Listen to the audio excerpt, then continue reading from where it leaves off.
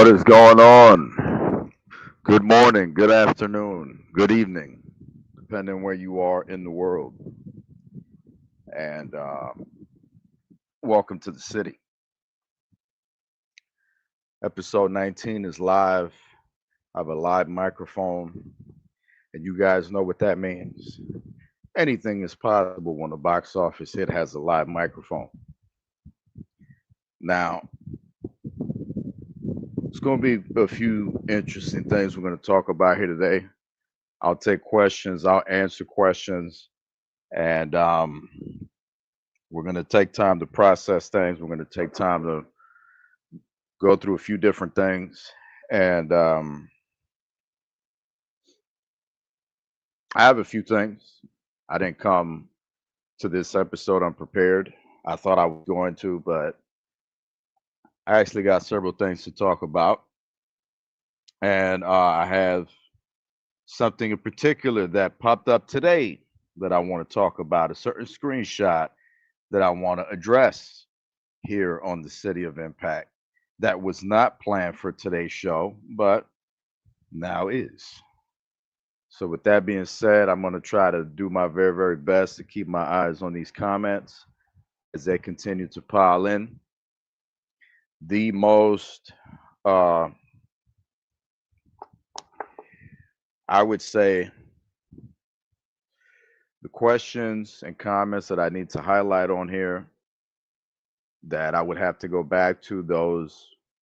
If you're going to ask a good question, I'm going to answer. If you're going to ask or say something stupid, I'm just going to ignore it.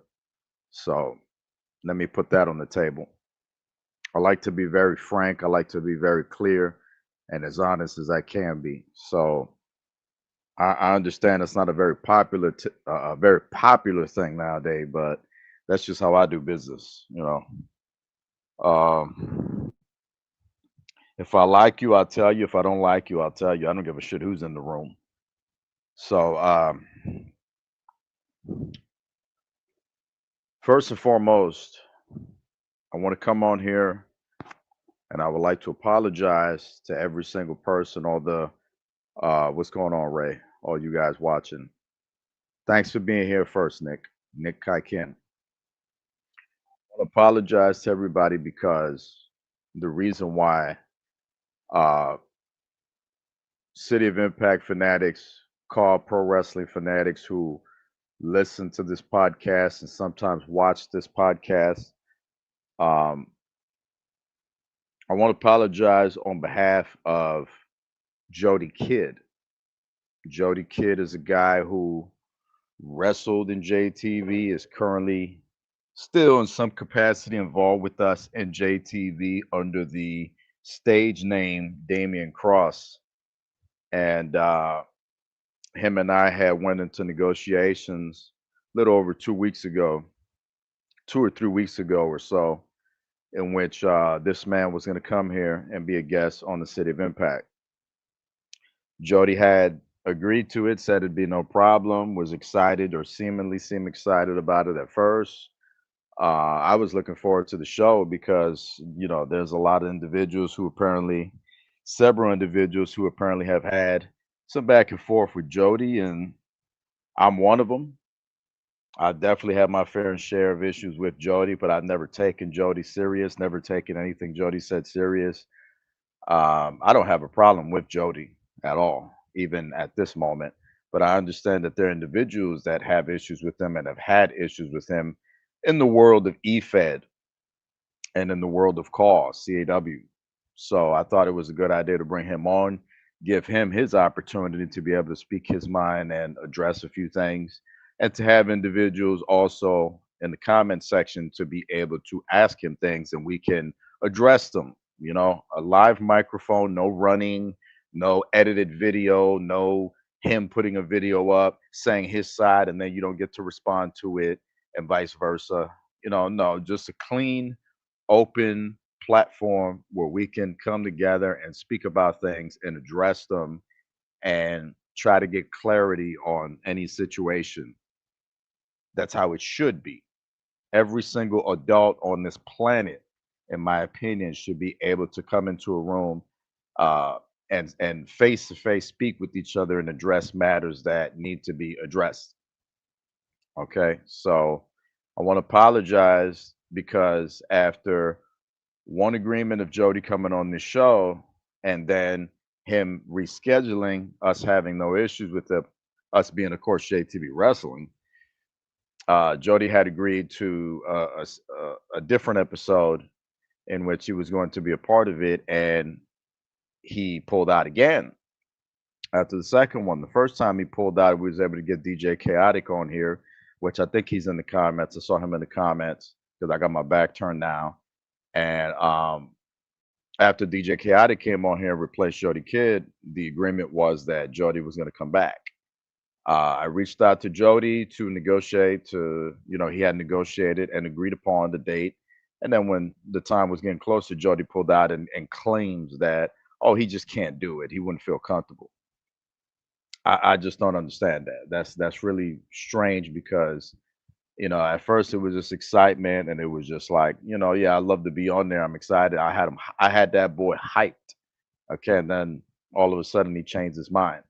You know what I mean? I don't think it's right to agree two times the way he did and to let you guys down and pulled out of the show.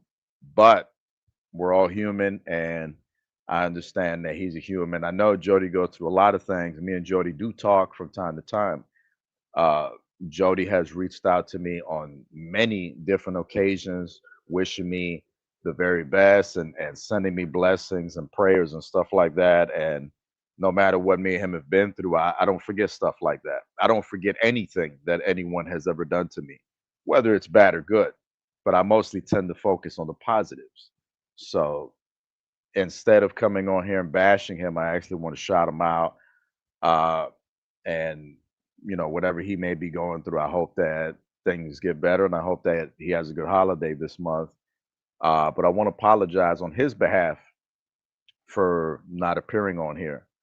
I honestly no longer have any interest in interviewing him on here, but I don't have any heartfelt feelings towards the guy. So we could definitely put that one away. And let me turn my back and take a look to see who is commenting, who is here live. So Shendon's there. There's Amber. There's Mark, Benin. Uh, anybody that's going to say whatever they want to say in the comments, I respect it. You're entitled to your opinion. For those of you that have had sort of a bad outing with Jody Kidd, I can't tell you how to feel about the guy. You know what I mean? There's people who have opinions about him and EFED, and uh, I'm making it well understood on record here in the city that I don't have a problem with the guy. So you know what I mean. That's that. Um, Let me see what else. What else I have in my notes. I have different topics. I just need to figure out, where do I want to go next since I've addressed Jody's no show here, and I'm pretty much done with that. If you guys have any questions about that, feel free to ask me in that comment section, and please smash that like button and subscribe if you have not. Okay. Um, Something else that I really want to talk about because I'm in full Kevin Impact mode right now with the way I'm feeling. Something that I came across. First and foremost, I want to send a special shout out to one CJ Mondo. CJ Mondo is a name that's been brought up several times here on this show, and is a guy, a grown man who, I have heard from the grapevine different things about CJ Mondo. Not so great things. You know what I mean? Uh, the same thing happened with Gorilla Cruz. I had uh, my memory is just kind of it leaves me a little bit sometimes with certain things because I try to like negative things. I just kind of block it out. So certain things I'm starting to forget now, and I'm getting older. So there's that. But back when we was having uh, issues with a certain promotion, with a guy who I thought was a friend of mine for little over 10 years or maybe 10, 12 years, who goes back with myself and Corey Flash and is someone that you guys know very well. Um, Gorilla Cruz had been involved with some of these people, and I felt like I couldn't trust Gorilla Cruz. Gorilla Cruz wanted to sign with JTV. This is going back to like 2019, maybe 2K19 era, which is you guys love 2K19. A lot of y'all, that's y'all favorite era, 2K19. I love 2K19. I wouldn't say it's like my favorite era, but it was definitely a great era for wrestling, for taping. It was excellent. That 2K19 lobby was amazing. Was really really good. Shout out to 2K19, but I didn't trust Gorilla Cruz, and I said that to someone, and I didn't want to sign the guy, and I didn't run from that and hide from that. Just didn't trust him. In time, Gorilla Cruz will reveal himself as someone who is not toxic. Gorilla Cruz is not toxic. He's a great man. He's a great father. And we just talked earlier, as a matter of fact, him and I, and I'm happy that he's trying. He's having a hard time right now. He's trying. Um, Gorilla Cruz had just come back to the pro wrestling circuit at JTV, and unfortunately has to step away for personal issues. This is real life. You know what I mean? Everybody has issues. Everybody has something going on. So um, it is my hope that someday he could come back. But if Gorilla Cruz never ever comes back, he's always going to have my love and support. This is a grown ass man who, that's a real man right there. When you go through a heart attack multiple times, and your attitude is, "Hey, I'm ready to go. I'm going to Showdown to beat the shit out of Troy Jackson." You got to respect that. You have to respect that. You know what I mean? And I think that's the reason he's been so successful in the call community and in the CAW world and in JTV. And I just give the guy the utmost respect. You know what I mean? So big shout out to Gorilla Cruz. I hope he's definitely stepped away for very, very personal issues. It's very, very personal. And I haven't told anybody what's going on. I think he's probably told some people, but I'm not. I'm not gonna do it. But it's very bad, and I just hope that things. I hope he has a good holiday. Like we talked about earlier. God bless Gorilla Cruz and his family. But I didn't trust Gorilla Cruz, so I took my time signing him to a wrestling contract, and um, it was some of the same things going on with CJ Mondo. CJ Mondo is someone I thought I could not trust. Is someone that I thought, it would probably be drama if him and I came in contact. I've had people in the past and people now, which is this right here is what I'm addressing. And I'm gonna go back to some of your comments because I'm ignoring it for now because I'm just in my mode of talk right now. But I will go back to these comments in a bit when I look at them. But CJ Mondo, like I said, it's a name that was thrown around a little bit, and I have heard different names. There are like two or three people that I'm thinking about that I'm not going to name drop here that I had heard about, and then found out they're actually toxic and they're walking cancer to CAW. Um, and I wasn't sure about CJ Mondo. I got the opportunity to get to know CJ Mondo, talk with him, and the guy's amazing. He's from what I see right now. I mean, if he's gonna stab me in the back in 10 years, then I guess it's gonna happen. I can't stop it. You know what I mean? It's gonna happen. But at this point in time, CJ Mondo is amazing. He's a great friend. He's a great guy. He's earned my respect. I'm looking forward to working with him in the future. And he's been nothing but supportive for JTV Wrestling. Um, so we in return have shown respect to him. And as a matter of a fact, I apologize if you know what I'm not gonna say it because I don't want to spoil it because I don't know if he wants to keep it as a surprise. But uh, CJ Mondo and his promotion, the Titan Wrestling Alliance, hopefully I'm getting the name right, uh, made me an offer for a very honorable opportunity, and I'm gonna keep it under wraps because I don't know if I can talk about it yet. But I'm really honored that he took the time and their promotion took the time to show me love like that and to make me the offer that they made me, and I absolutely have accepted. So when CJ Mondo is ready to go public with it, I don't know if he has or hasn't, and if he's in the comments and wants to go public with it, I'll be more than happy to talk about it. But I'm not going to spoil it just in case he wants to keep it protected. But I do appreciate that, CJ Mondo. Uh, CJ Mondo, the reason I'm bringing him up is because he's a guy like I said, I've getting to know him and he's become a great friend.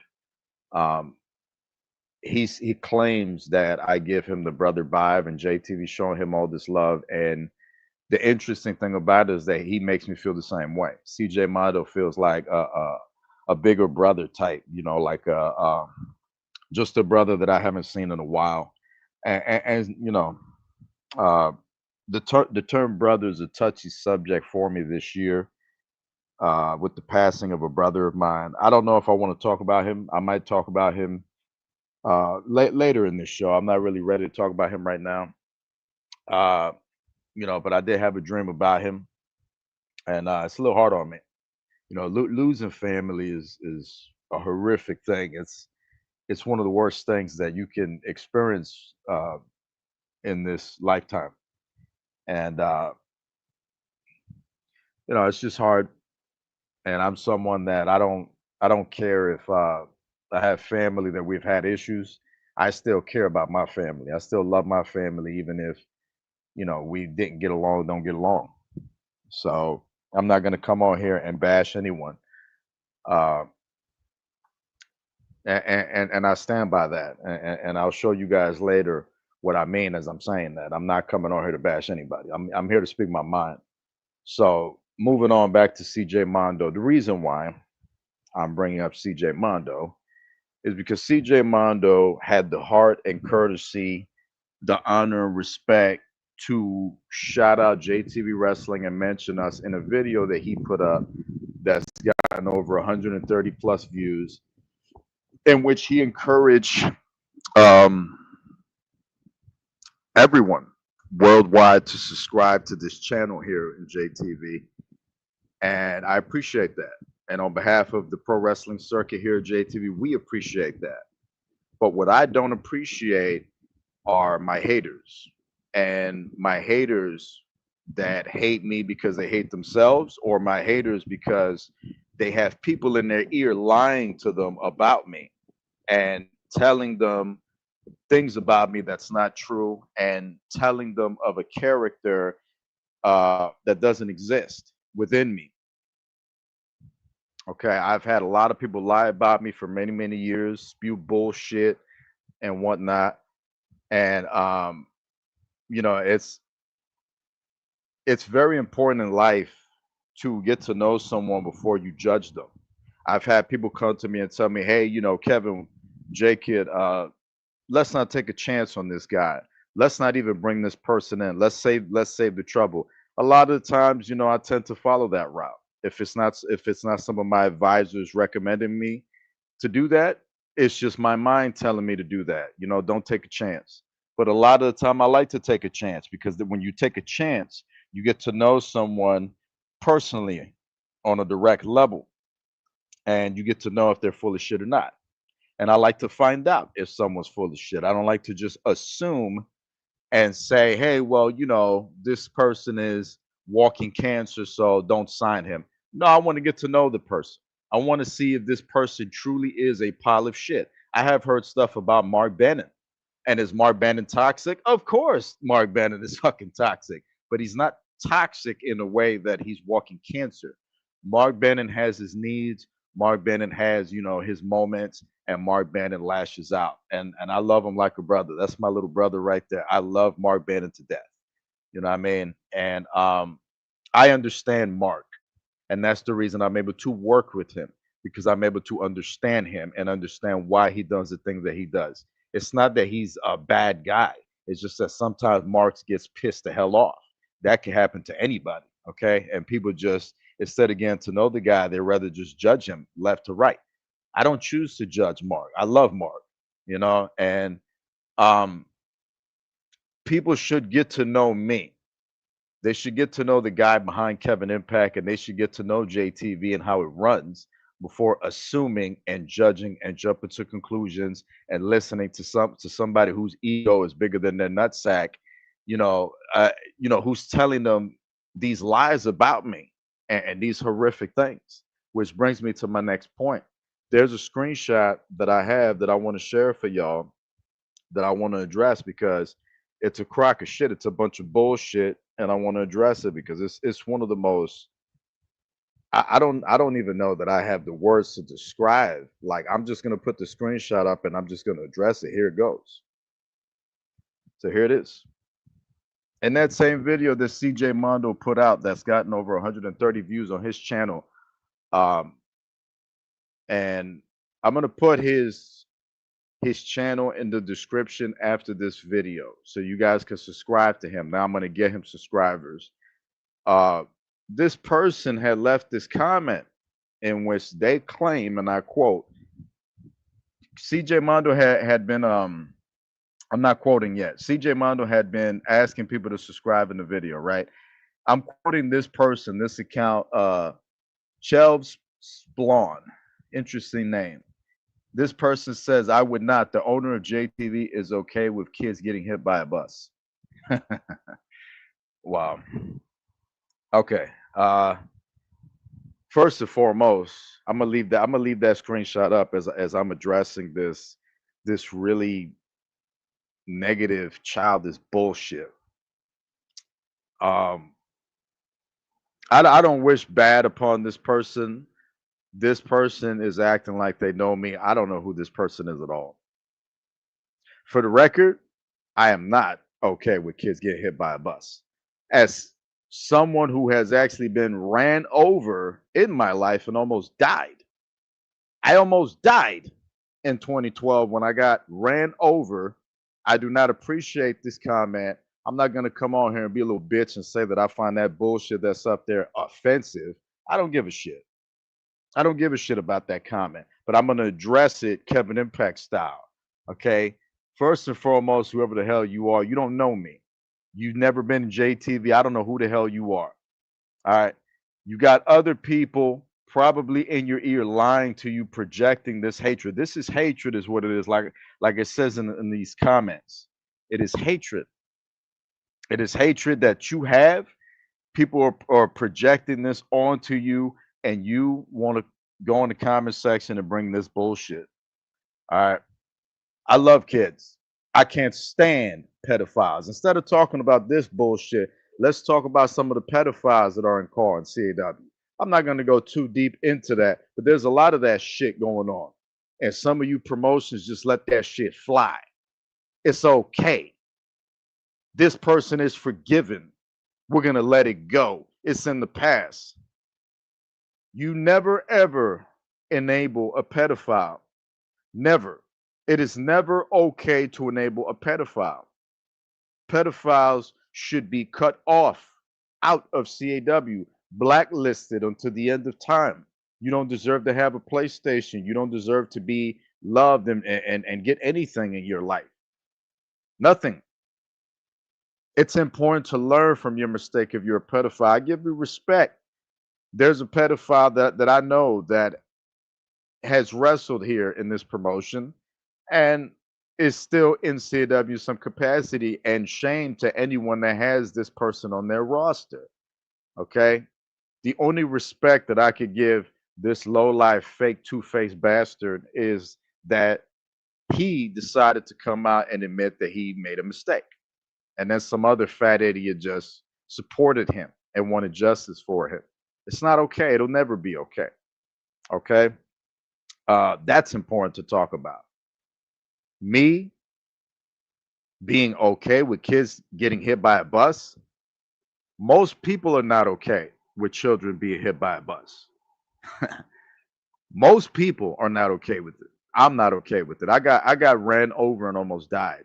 So no, I'm not okay with children getting hit by a bus, and I'm debunking this bullshit that's in this comment. And it's always interesting the way these online warriors want to attack in comment section, all this dirt backroom bullshit that they be doing, and they can never do it directly because then when someone like me comes along and grabs the microphone and starts telling the truth, they don't like it, and it's a big problem because I expose what's in the dark, and that's what this show's really become. This show, City of Impact, is almost like a podcast X file. I'm just exposing from left to right. Okay, uh, I'm very tired of people in call, low lives in call, who are blessed with the opportunity to be a part of this illustrious industry. To be in call is a blessing because we don't get to be wrestlers. I've been in a wrestling ring in real life, but that's only a taste. That's only a small sample of that drug. CJ Mondo is out there doing it. Ryan Seal is out there doing it. The Seal family is out there doing it. There are other people that we know in our circle that are out there doing it, getting in that ring and making a hard living out of competing in that ring. And I will always respect the wrestling ring. The wrestling business is my life until the end of time. I love this business. This is my life. This is my passion. This is my legacy. And I'm not going to have anybody disrespected and tarnish what CAW is, by the way, because wrestling is just my love and passion, but CAW is something all of us, every single person that's in that comment section right now, that's commenting from Ray to Shendon to all those people that's there, Nick Kaiken, all those people, every single one of you have made Call what it is today. You should be blessed with your bitch ass. You should be thankful with your soft ass. You should be happy with your weird ass. You should be praying and saying thanks every single day with your toxic ass to be a part of this beautiful thing. You in your life, every single person that's in call means something because you help create this amazing world. CAW is a world. It is a planet. It is a platform. It is the matrix that we created. We made this shit what it is today. Every single time you walk to the ring, every single time you cut a promo, every single time you're doing PvP matches or you're simulated, whatever the hell you do, and whatever E fed you do it, you are blessed to be a part of this. And some of you guys just want to try to tear this shit down. It don't make no sense to me. Everybody should be working together. Everybody should be respecting each other. What is the hate for? We are not Vince Russo. We are not Vince McMahon. We are not TKO Holdings. We are not Tony Khan. We are not none of these guys. We're not Ted Turner. This is a business. This is virtual CAW wrestling. It's a video game world. It's a virtual world, the online world, the internet world. You enjoy it, man. People are here to have fun. People have real problems going on outside of this. They don't come here for drama. But people who have issues in their personal life want to project those negative traits into CAW and try to attack someone like me. Motherfucker, if I don't like you, I'm going to tell you. I don't give a shit who's in the room. If you ask me something directly, I'm going to tell you. It don't matter. I have nothing to hide from nobody, with exceptions of a few things for some of these fucking weirdos that are out there that want to be trying to track me down and all this shit. You know, I don't waste my time tracking nobody down. I don't have time to be looking up people's shit, personal shit, and checking who's talking shit about me. I don't give a damn. I came upon this stupid ass comment by mistake. That was on an accident, simply because I saw, just scrolling, I got the opportunity to see our logo, and I see our JTV logo everywhere. It's even in apps now. There are apps out there, bro. There are apps out there like Pixar. Shout out to them. I love Pixar. Pixar is one of them. I don't know what other app got it, but I've seen our logo on Pixar. If you look up wrestling, I believe. I thought that was dope that we're getting out there like that. You know what I mean? We have John Cena following us on Twitter. Shout out to him. You know what I mean? I got CJ Mondo, who's linked back to one of my guys or one of his guys, the franchise Shane Douglas, and Tommy Rich, who would chew his ass out if he doesn't listen. You know what I mean? I've met Robin Shue in real life, the actor who played Liu Kang, and I want to take the opportunity to uh, big rest in peace to Mr. Shang Tsung. Man, breaks my heart being a 90s kid. It breaks my heart. Let me take this comment off of here because I don't want to give this person any more clout. That person goes to shame for the rest of their life for that comment. You are inducted into the Hall of Fame of shit for that comment. Horrible. Moving on. Take that shit off the screen. Moving on. Uh, I of course I got more shit to talk. You know what I mean? Of course. But I just think that that's really pathetic on that person's part to do that. I don't know who that is. I can only imagine who told them that lie about me, but I'm not surprised about it. It's been done to me for years. People who have lied about me, and then they never really go on video. They never really go public about it. It's always mysteriously that they do it, anonymously that they do it, or behind my back in some chat because that's where they're able to control it. You know what I mean? They're able to manufacture the lie there, and they're able to control it because when you're talking to someone, you can say anything behind somebody's back. You know what I mean? But when you do it live to where the person can respond and they can debunk it and go into it and we can go into it together, and that piece of shit who left that comment is invited to this show anytime they want, just let me know. And you could come on here and I could just destroy you from left to right with facts and just have you just stuttering from left to right because you won't have anything on here. You're invited. Open mic, public, live.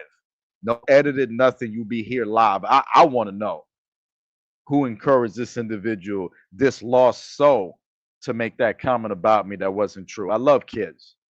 I love kids. It's a shame that I'm not a father yet, but I love kids. I've been a stepdad. I've been an uncle for many, many years. I love kids. I'm not the most perfect person in the world. Who the fuck is? Okay, then. You know what I mean? So I love children. I would never, ever in my life, I don't give a shit what happens to me. I could have the worst luck, nightmare, whatever. I could have the worst life. I would never, ever be okay with children being hit by a bus. That's one of the most dumbest things I've ever heard in my life. Now, before I get more pissed off, I'm just gonna move on. Okay. So I can only imagine the comment. I haven't looked at the comments which I've been saying, but man, it's insane. I'm gonna try to keep up. I'm gonna try to keep up. Okay, y'all have piled up these comments now, and that's my fault. So I'm gonna try to see if I can. I'll come. I'll come back to it. I'll come back to it because I'm on fire right now. So I'm gonna go back to my notes. I got. I'm looking at maybe 9 topics. So where do I want to go? Uh, I guess I'll talk about this right here. So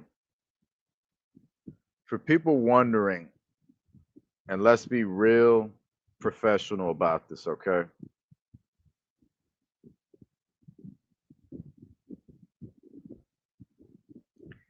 Let's be real dope about this. Let's see if we could be real. Yeah, I like this one right here.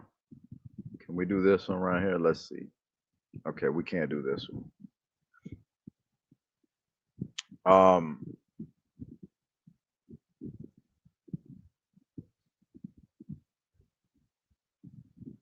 All right. So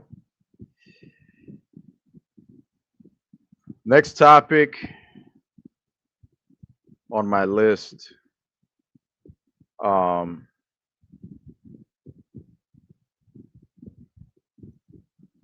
going to be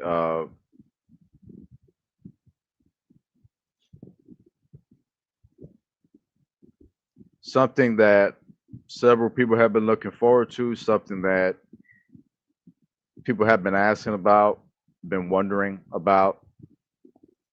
Um, see if I can get it here. Where is it at?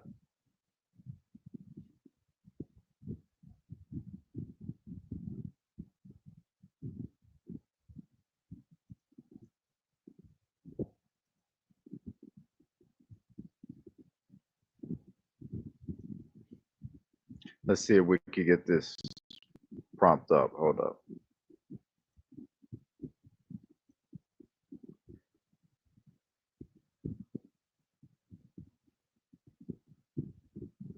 All right, I don't know what's going on with this shit. This shit is not prompting what I need to prompt up. So we'll do this right here. WCW. Uh, so for those of you that don't know and are unaware, we are bringing WCW back. And when I say WCW, I am not talking about some cheap, e-fed bullshit ripoff like a lot of people do, where they kind of rip off names to a company and then just kind of use it. I mean, that's fine. You can do whatever you want. It's e-fed, and it's called. But I'm just not a big fan of it. It gets confusing. You know what I mean? So this is not a ripoff WCW. We are resurrecting the WCW brand. We're doing what no one else has done. TKO is afraid to do it for some particular reason. JTV Wrestling is not afraid to do it. It is our hope that we're going to be able to release this show in due time.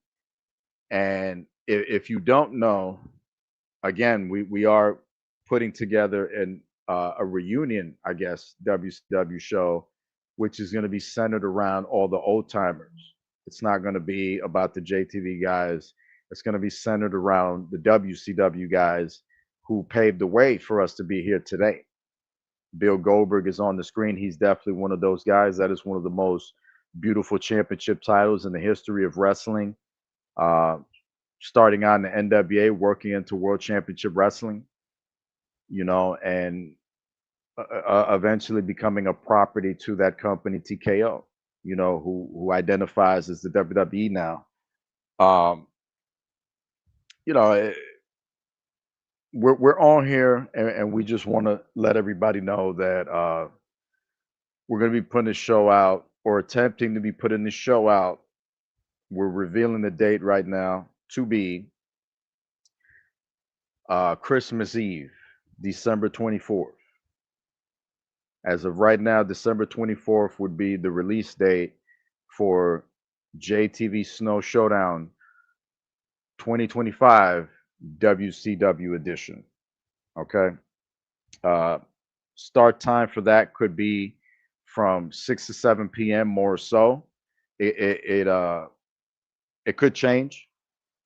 It all depends, but at this point in time, it's from 6 to 7 p.m. start time, and the planned date is the 24th of this month. Okay, so let me make sure if there's any questions. BKS is hosting. Lame ass jobbers invited. um, so yeah, we're looking to have fun. I hope you guys enjoy it. I think it's going to be an amazing show. And following the WCW show, I'm going to link up with the JTV World Heavyweight Champion Shendon, and we're going to have meetings, and we're going to get ready for JTV 19 going to La Ciudad de Mexico, Mexico City. We're going to be going to Mexico City. I mean, this is Shendon's booking. It's not mine.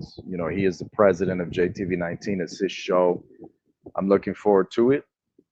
I'm looking forward to helping produce it. Me and Shendon don't always look eye to eye. You know that he has his attitude, and I definitely have mine. But we definitely put our differences aside, which is positive because you have a lot of promotions that when you have more than one boss, everybody butt heads. You know what I mean? And I don't really like to abuse my power in JTV. I like to be able to work with people, and the only time that I really do abuse my power is when I just think an idea is so bad that I can't do it. You know what I mean? So, yes, sir, Dan. Shout out to you guys. The 24th is confirmed, and unlike GTA 6, we don't plan to change our date. We do not plan to change our date like GTA is going to do with like Rockstar is going to do with GTA 6 when they move it to 2027. I predicted it, but yeah. So that's the plan with that. JTV 19 is going to be the show following that. Shout out to MPW. Them absolutely. I'm not really sure who this person is. I apologize if I should know who it is, but I don't. Uh, Definitely shout out to MPW. I don't know if I want to, if I have to. You know what? I what's going on, Corey Flash? I am going to talk about Ray, and I'm going to address something, but I'm not going to do it right now. I'm going to do it later. Okay. So if you want me to talk about Ray and talk about a certain topic, smash that like button. Let me know in the comments. Tell me yes, I want you to talk about it, and I will talk about it. And the drop comments. Let me know. But December 24th is the planned date for the WCW coming back, and I think it's going to be an amazing show. I'm in love with this so far, um, and I think I'm ready to move on to my next topic. Okay, with the WCW date revealed. Um, uh, I guess I'll talk about this next topic. I'll talk with 13 people now tuning in. Smash that like button. I'll talk about my next topic. And my next topic is directed at every single human being on the planet who has this belief that myself is holding on to the past on things. Um, Addressing that topic, I feel like there's some truth to that. You know, I think that I dwell in the 90s a lot and the 2000s, my favorite pop culture era, and I enjoy that time a lot. I just don't find this generation and the last 25 years of life on this planet to be as appealing, compelling, and as interesting as that time frame. Okay. Does that mean I'm stuck in the past? I mean, yeah, there's some of that. I mean, I'm not ignorant. There's no reason for me to be ignorant, despite the fact that Bret Hart is one of my favorites, and a lot of people want to call him ignorant, even though a lot of what he's saying is true. People just don't want to hear it. They get mad about it. I don't agree with everything that Bret the Hitman Hart is saying today, but a lot of what he's saying is true, and I do agree with a lot of what he said. Um, I don't think I have to go into it, but if you want me to go into it, just let me know in the comments and smash that like button, okay?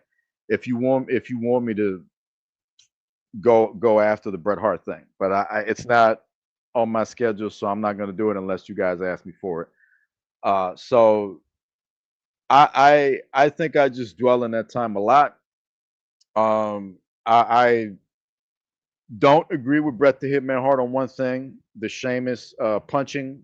I don't see the big deal. I understand from a wrestling psychology base what Bret the Hitman Hart means when he's saying, Sheamus's punches is not convincing or whatnot. I get that, but I don't agree with it. That's one thing I don't agree with. I don't think it's a big deal. Okay, but in terms of the some of the wrestling, the stuff that's going on, I just think that I'm seeing positives. I just saw a picture last night that the new La Parka, was on NXT. I didn't know that. I thought that was amazing. I think that TKO has a lot of amazing talent. I think wrestling right now has a lot of really talented people, and I think that wrestling is striving because of such talent.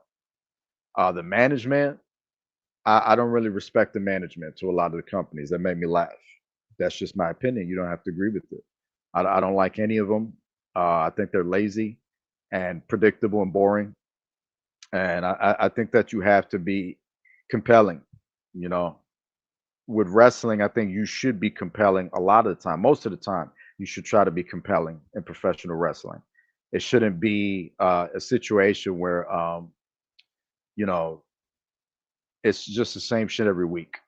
You know, what I mean, people want good TV, and if Monday Night Raw and AEW Dynamite is not writing television to go viral to get, I don't know, 10 million views that night, 5 million views that night, then what are you doing in wrestling? You know what I mean? I'm trying to write for JTV to help us excel and elevate. And if I get the opportunity to elevate and excel, it doesn't mean I change. It doesn't mean I forget everyone and everything. I'm still going to mention CJ Mondo and Mark Bannon and Corey Flash and everybody. You know what I mean? I'm going to mention everybody that I can uh, if I get to the top because that's just who I am. I don't give a shit where I am. What am I doing? You know what I mean? I've had a shit ton of money in my life, and they say money changes people. It didn't do nothing to me. It just meant that I had more income. You know what I mean? So I just don't see it. You know what I mean? I'm who I am. I'm not good at the fake shit. I'm not good at the lying shit. You know, that's the reason I don't really try it because I suck at it. It doesn't come out right.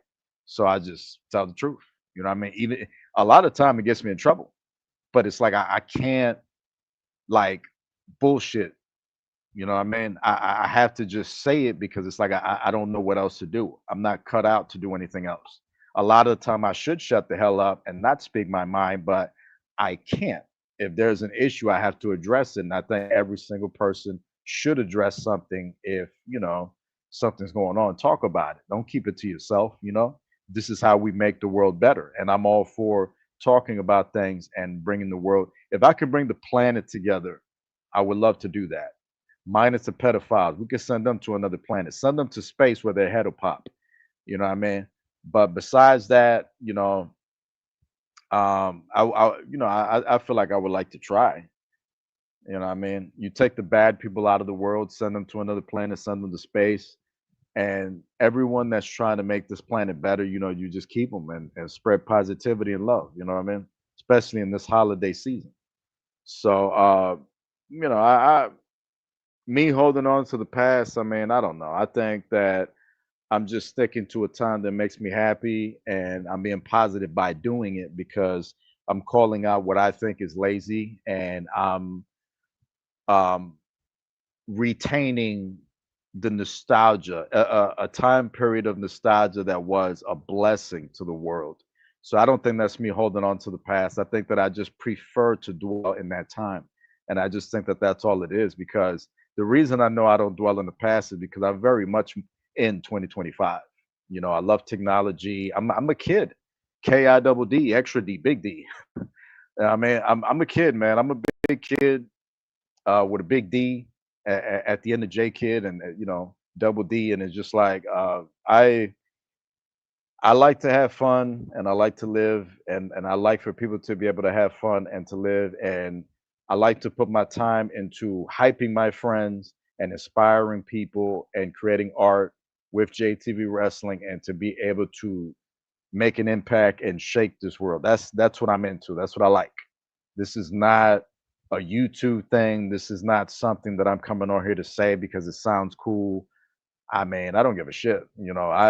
I'm telling you what I'm into. I'm telling you what I like, and I'm telling you what my purpose is, what I feel is my purpose, and what I'm attempting to do. This is my mission of what I'm trying to do, and it is not going to change. It's the same thing. It hasn't changed since day one. It's always been the same thing. I mean, so you have to be careful when people say things about me that's not true, because a lot of it is just hatred that they have for themselves, and they want to project that on me and on you, and they want you to view me the way they want you to view me. And I don't want you to view me the way someone is telling you to view me. I want you to view me as I am. If I'm a piece of shit because I said something, view me that way because I said it, not because someone told you to feel that way about me. Gabish? Okay, let's move on. Any questions? I'm sorry. I apologize. I'm gonna try to do my best to keep up with y'all, man. And I forgot I was actually supposed to be putting shit up. um, man, let's see if I could get more professional about this and do my job, man. I'm doing a horrible job. I apologize. Um, let's close that topic and let's move on. I apologize, man. I'll try to be more professional for y'all. Let's do this like this. Let's see if I can do this like this. Um,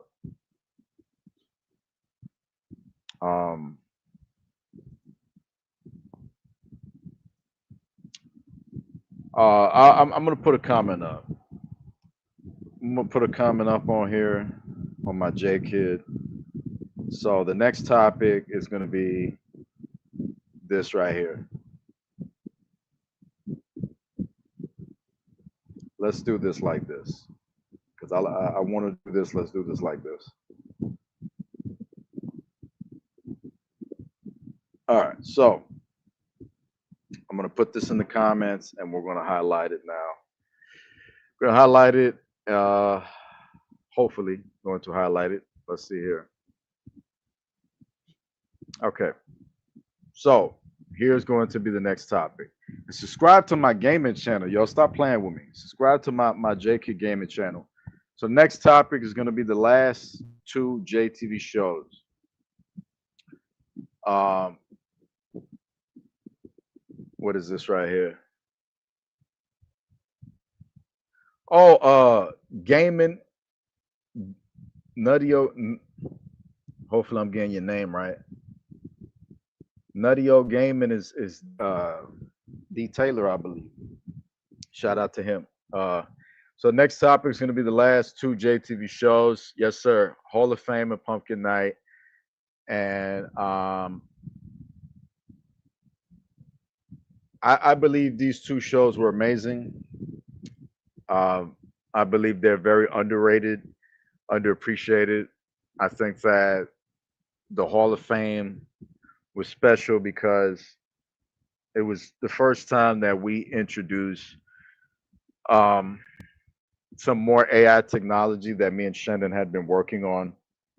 I want to say Shannon was the first guy who introduced me to some of that technology. And before we could start putting some of that out there, I saw Ray using it on his show. And sometime after that, we was able to go public with it. And we was able to use some of the technology, and AI technology is just absolutely amazing. Just it's been driving me crazy how far we've come with technology. I love technology. Technology being used for positive, not negative. Um, but that Hall of Fame was special. You know, we did nice tributes, interesting things that went on. We got to have, some of the Habibis there, and we got an opportunity to bring in Muhammad Hassan and, you know, his Arabic side character, and then to have Tatanka, their native Indian. I mean, me being Puerto Rican, it's a big shout out to my native people. Um, absolutely, all of us combined. I mean, we're all family, but despite the fact that we're all family, we still have direct bloodline links and whatnot, and I'm linked into the natives because of being Puerto Rican. So big shout out to all the native. And this is the reason why me and Shendon tend to get along because we're linked into our Habibi, Salam alaikum, alaikum salam.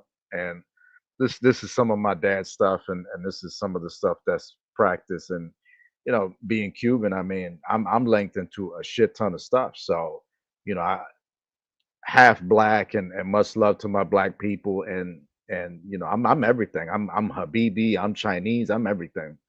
And I mean, so I have a lot of love for a lot of cultures. I I say often that I don't like people, and I mean that, but deep down inside, I want to like people, and I do like people. I like culture. I do like people, but I don't like a lot of people because a lot of people are weird. I like people in the world who are inspirational, who are genuine. You know what I mean? I think it's a beautiful thing. So it's a beautiful thing to and I see you in the comments, Devin. You might want to stick around because I might have something to tell you later, but we'll get to that though. But um, you know, the last two shows is amazing because this was the greatest Hall of Fame we ever did. We got the opportunity to put Sabu in the Hall of Fame. Who they put him in the comments. A couple of people, Mark put him in the comments. I think Shendon did too. And Sabu is a man who severely underrated, should have been the WWE heavyweight champion of the world. Fuck Vince McMahon for not making him so. And fuck that company for not respecting him so. He deserved much more. And fuck Tony Khan for, bringing Sabu in to do that atrocity that he did with him, when the guy deserved much more respect. Here in JTV, we gave this man respect. He's in the Hall of Fame. For Bombay, India, uh, you know, his character was built from Bombay, India, but I believe he's actually from New York. Sabu, I believe, was a New Yorker, so that's my boy right there. You know what I mean?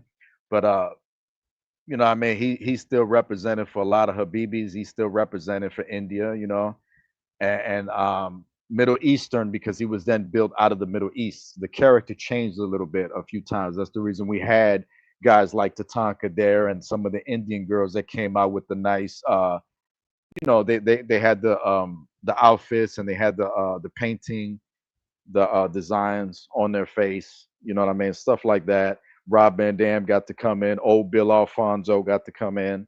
So it was cool that we got to do that in due time with the time that I had to work with to put that show out. Natural Balance Flash went in, JTV legend, amazing moment, no doubt about it. Corey Flash's brother. I thought the embracing at the end there with the two brothers hugging and sharing a moment in the ring, and Flash kind of rubbing Corey into the future of his Hall of Fame induction, I thought was a great moment in Call and in JTV Wrestling. Um, I thought a lot of people had amazing wrestling matches on there. Um, Despite the fact that I do feel a certain way about one Devin Kiloa, I thought he had an amazing wrestling match with Mr. Amazing on television, and that match they had with the DVW going against JTV. I thought that was great, back and forth. There's no denying that it was the great moment when they was going back and forth, spitting miss on each other. It was not planned.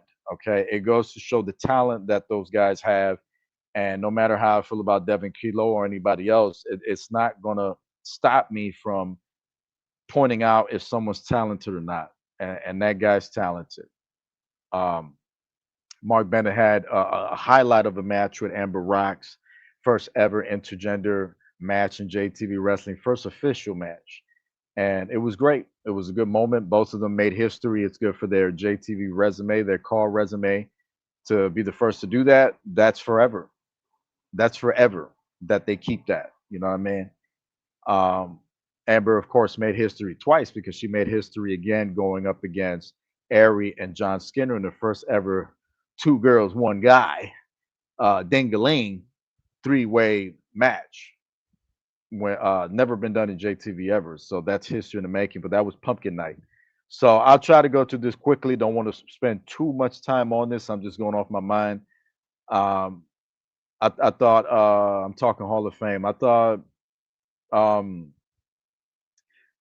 Seals and Enigmas always go back and forth. They always have banger wrestling matches. Coming from Evolution Club and their league, and EIPW league, EFED, and Ryan's and the Seal Families League. I can't remember what the hell it was. Shit, I can't remember off the top of my head, but shout out to them and um, just good talent. We try to bring you the best talent that we can in the world of CAW worldwide, and that's all about having fun. You know what I mean? Hall of Fame. So I finished with the Hall of Fame. We put Ahmed Johnson in there. The Corpse went in there. I mean, I thought it was great. I was a big fan of the arena, and Bison went into the Hall of Fame. The Kingpin. Would like to see King Leo go into the Hall of Fame. one day. You know what I mean? Don't I don't want to talk about that too much. You know what I mean? But he deserves his place in the Hall of Fame, and that at least that door is open to him still. You know what I mean? Of possibilities. Um, but I thought the Hall of Fame was amazing. I thought we sent powerful messages, flash switching, talking about his career, excellent classic matches with King Leo and Bison and Corpse and all those guys. The Pen, all the old school JTV guys. To switch from that to speaking about life and speaking about closeness and world peace, I thought was a great way to end the Hall of Fame. Yada yada yada, blah blah blah. Pumpkin Night, Stan Lee's Pumpkin Night was something that was egged on by Shendon and several other people who wanted him to come back, wanted it to come back. I don't regret it. I thought it was great. There's potential, of course, for there to be a part three, but I'm very happy with the outcome of that Pumpkin Night, and it was the best Stan Lee Pumpkin Night yet. I can't say it was the best Pumpkin Night because I really liked last year's Pumpkin Night too, especially with Skinner being on the cover with his eyes all red and shit. I thought it was a great show. Michael Myers being there and whatnot, going up against Axel. We've had a lot of good moments in JTV, and that's my interest. That's what I like to do. That's what I'm into. Okay, so bangers, banger after banger. Mark Bannon now has acquired the Iron Misfits as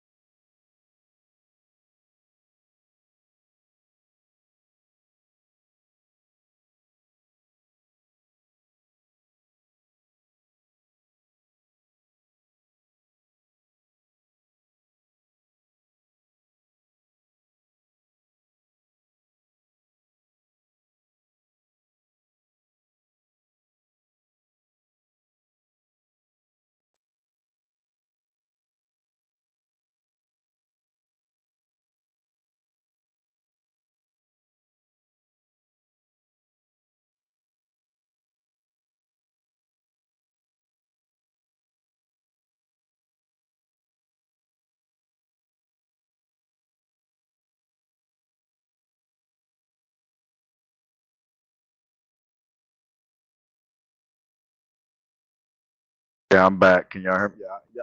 I know y'all can hear me because I can see my. No, I didn't lag. I'm here. Just that slightly moved and mic disconnected, but it's all good. We're back. If y'all can hear me though, let me know. Let me know y'all can hear me so I can see it from here. Let me look. We hear you. Very good. Okay. So yeah, Pumpkin Night was dope, man. I enjoyed it. The comic book. I mean, we killed it. You know, what I mean, both shows were underrated. Like I said, Pumpkin Night deserves to have millions of views. Same with Hall of Fame. Numbers are excellent. I'm happy with the results. You know what I mean? But I'm just saying that they deserve more credit. And if you haven't seen them, I recommend them. What's up, Conscious? Shout out to him, everybody. So yeah, Pumpkin was amazing, man. We resurrected Stan Lee. Like it was dope. I mean, those guys was able to the SEALs and the BK, the Enigmas was able to talk to Stan Lee from heaven and whatnot. And of course it can happen because it's in the comic book world. Anything is possible. Some people are I've seen people go, what? They was kind of in shock by it. Of course it could be done. It's the comic book world. We could do whatever we want. I use my Chris Conscience third eye to bring that man back. You know what I mean? So I think it's a sweet thing. It's a nice thing to resurrect Stan Lee like that. Um, if you're someone as passionate as me, it'll melt your heart. So going back to when I was starting out, I can remember having, long story short, the X-Men animated series episode 1 and episode 2 on VHS, and it came with a small comic book. And to me, that meant a lot because at the time I was actually living in my grandfather's house, and it was some tough times. I had just moved to New York from Florida. It was the mid '90s, and it was a tough time, but it was a happy time because I was going through different things, positive things. So good memories with Stan Lee. That was one of the first times I got to know Stan Lee, like in 1996. I got to know about him. I got to understand, that he was a creator of the X-Men, and he was the Marvel guy. So many years later, I still show that man respect because if it wasn't for Stan Lee, I don't think I would be here. I don't think any of us would be here if it wasn't for Stan Lee. So shout out to that man. Stan Lee was a guy that I never heard any scandals about him. I never heard nothing about him sleeping with minors or being racist to anyone of any color, nothing like that. Stan Lee got along with everybody. He was just vibing and chilling with everybody. And that's the energy that I want to have as Kevin Impact, as the owner of JTV. I'm the Stan Lee of JTV. I want to carry that energy. I want to be like him. He's one of my heroes. So big shout out to Stan Lee. Major shout out to Stan Lee. But the show, the wrestling matches, the stuff that went on in Pumpkin Night, amazing. Comic book was dope. You know what I mean? We got to bring the X-Men in, introduce a new version, X-Men of Phoenix, with Jean Grey taking over after some of the X-Men had been decimated and had issues. And then we needed someone to take control, with Russ Walker being Professor Xavier and Johnny Franchise being Magneto, and them kind of forming this alliance, and Xavier turning his back on the X-Men. You know what I mean? A lot of different things went on. We got to give a shout out and show tribute to Chadwick Boseman. Boseman, hopefully I'm saying his name right. I always get his name twisted. But Chadwick is an amazing icon. He is always going to be the Black Panther for me. There's no one else that should play that role. They should leave the Black Panther alone out of respect for him, in my opinion. You should not do no more Black Panther movie ever again. Out of respect for him, you stop right there. You leave it alone. You don't touch it no more. You want to do other Black Panther? Do another Black Panther where it's a spinoff, like they did, I think, with some of the other ones, where it's like the other girl, whatever. Do something like that. Don't do no more Black Panthers. It's Chadwick's movie. He is the Black Panther. No one can replace him. Period. That's it. The same way no one can replace my boy Wesley Snipes in Blade. You do not need to do any more Blades. If it's not Wesley Snipes, leave it alone. That's it. You don't need to touch that. You could barely touch the Terminator because of Arnold Schwarzenegger. You cannot. You could barely touch that, but you could do it because Terminator didn't entirely was around Arnold Schwarzenegger. It was built around the Terminators and stuff like that. But when it comes to the Black Panther, in my opinion, leave that alone out of respect for Chadwick. And big shout out to him for getting the star on the Hollywood Walk of Fame. You know what I mean? So big shout out to him. He's another icon. Um, Hopefully y'all can still hear me. Let me make sure. If y'all can hear me, let me know in the comments. If we can hear you. Okay. Conscience said Chadwick, so y'all got to be able to hear me. So yeah, so much love to him and Stan Lee. Smash that like button. We got 16 people listening in. Oh shit, I'm talking about. Well, I mean, it's the same topic. Last two JTV shows. So yeah, I just really like this Pumpkin Night a lot. I thought it was amazing because of all that went on.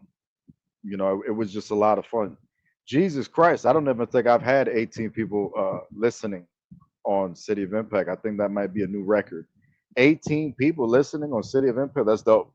Big shout out to all of y'all. Smash the like button for yourselves. Subscribe if you have not. But yes, I'm very passionate and I love a lot of these things. I love Marvel. I love DC. I love all of that, comic books, everything. That is what I'm into. That's what I like in terms of like my presentation, the message that I like to convey, what I like to put out. Okay. So um Pumpkin Night was dope. Hall of Fame was dope. Looking forward to the WCW. Let's see if we can move on. Thank you for sharing it on Twitter. Moonlight Pro Wrestling. Shout out to you. Subscribe to Moonlight Pro Wrestling. The channel's Moonlight Pro Wrestling again. Ray, yo, chill out, Ray. Chill out, Ray. Man went back to Moonlight. That's cool. Let's take this comment off of here. See if we could focus on the next one. Since you put this out, we're going to give you a shout out, Moonlight. Subscribe to that YouTube channel right there and subscribe to Titan Wrestling Alliance. I'm going to put their channel in the description to this video when I am done. I'm doing like 4 or 5 jobs at the same time, so bear with me. I'm by myself here. Um, so that topic is done. I'm looking at a topic and I'm wondering if I should go into it right now. I might. Um, okay. So uh how long have we been on the air? Let's see. Okay, so it's been an hour and 10 minutes. We got time. I'm not gonna talk about one topic yet. I'm gonna wait a little longer before I go into it. So I'm gonna go into another topic. I don't have much to say about it, but I'm going to address it because I think it's a positive thing to focus on. Okay, so my next topic. For our next topic, okay, I'm gonna go back to that, Shendon. Give me a moment. I'm gonna go back to your question momentarily. So I'm gonna start that. Anybody that has questions who has not had their questions answered, please drop them again so that I can answer them accordingly. Um, our next topic is going to be New Year's. Let's talk about New Year's. The year is almost done. It has been a chaotic 2025. We've lost Hulk Hogan this year. We've lost a lot of people this year. We've lost Shang Tsung this year. It has been rough. I lost a brother this year who passed away, who I had a dream about, and it breaks my heart. And it's been hard. I'm not gonna lie. It's been hard to cope with the death of one of my brothers, and I hate 2025, but I love the positives of 2025, if that makes sense. Um, this is not all about me. I feel like this is all about us. And I think a lot of us have had a rough year. I think a lot has happened this year that has been very hard for us. So, what I want to do right now is for everybody that's listening, I want you to just take the time right now to just kind of hold yourself, kind of hug yourself, and take time to appreciate that you're alive. Take time to reflect, close your eyes for a moment. I want everybody listening to close their eyes. I want you to just relax, and I want you to just understand that you've been through a lot and that everything is going to get better.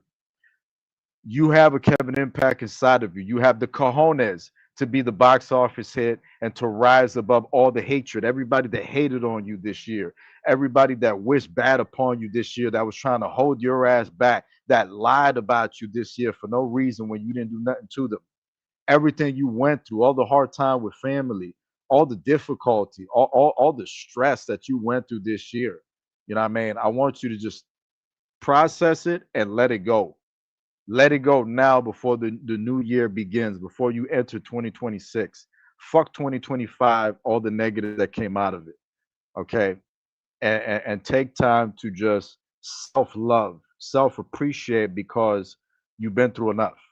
Take this time right now to understand. From Dan Rapture, who's had a rough year, shout out to him. Both of us lost a brother this year.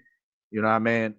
And I didn't used to like Dan like that. And he grew on me, and I got to respect that dude and everything. And I got love for him like a brother. A lot of people that went through a hard time this year. I'm not going to say more because I don't want to put nobody's business out there, but you know who you are. God bless you. God help you and your family because, man, it's been rough lately with everything that's going on. So I want to wish everybody a happy 2026 before we go into it. I hope everything goes well. I hope I can deliver WCW because that will be my Christmas gift to you guys. Will be this major WCW wrestling show, bringing WCW back and bringing legends back. I don't know why the wrestling world is so afraid to do it and really put the spotlight on them. Who gives a shit about this era? You know what I mean? This is about wrestling. Oh shit, I'm seeing something really weird in the sky right now. Is that God? Is that God giving me a shout? I've never seen that light in the sky right now. There's a sun to the right, and then That is very strange what I'm looking at right now. But if it is God, thank you, God. If that light that I'm seeing up there right now, I've never seen that in my life, whatever that is. If that's you right now, reaching out and sending me a message to send to everybody here that's listening, then thank you. God bless everybody. I guess God, look, it just left, it just disappeared. I guess God wants you to know that He cares and He bless y'all. He bless all of us. That's pretty dope. That's never happened to me. I don't know what that is. That's pretty dope. But yeah, God bless us, man, and God help us. I hope that our 2026 is going to be dope. I hope things will get better. I hope that Rockstar would get off of their ass and finally release GTA 6. I hope that 2K get off of their ass and actually start working on a bigger game than they've ever done, and that things turn out real good. And speaking of 2K, it's time for me to come after 2K now. It's time to have some fun with 2K's ass. So let's take this shit off the screen. My eyes hurt because I was looking at that light that was in the sky. The sun was to the right, and then there was another light that appeared like in the middle of my, like right where I was looking. I've never seen that, but it's cool. You know, stuff like that doesn't really scare you anymore when you've been around long enough to understand things. Yes, sir. Peaceful. That's right. Conscious. Bob Marley. So, my next topic here is going to be my next topic. Okay, folks. Let me make sure I look at my notes. Next topic. Where is it? Notes. Okay, so this is where you guys get to join the conversation, okay? And I'm gonna talk shit about 2K, and this is where I'm going to be toxic and talk shit about 2K while you guys get to put up a Christmas list, okay? So I want y'all to have fun with this next topic. Okay, you guys ready for it? Here it is. Here is your next topic. Let's highlight it right now. So the next topic. Here's the next topic. The next topic is going to be, what do you want to see in WWE 2K26? So this is where we get to do the Christmas list now for Santa, the 2K Santa, and you get to put in the comments what you want to see in 2K26.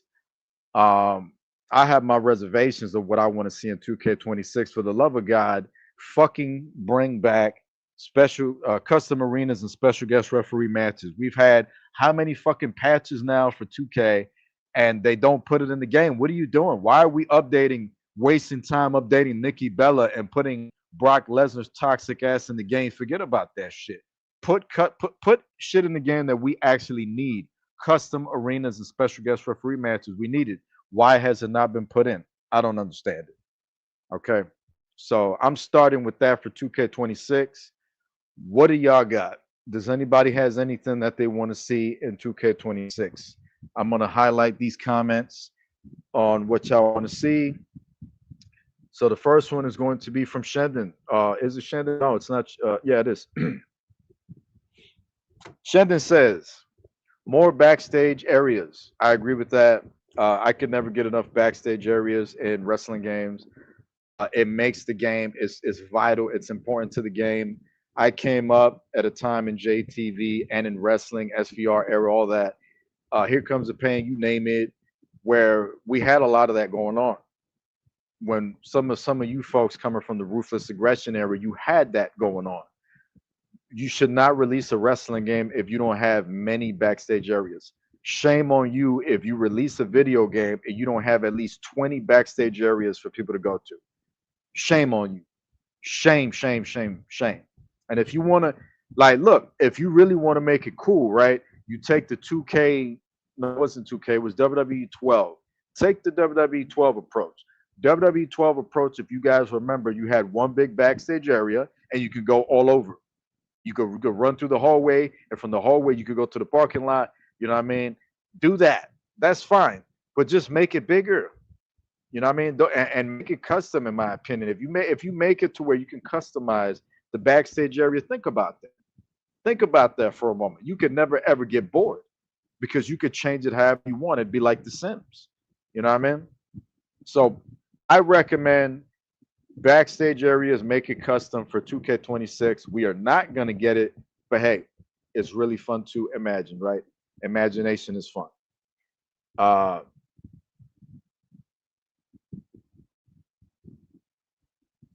um,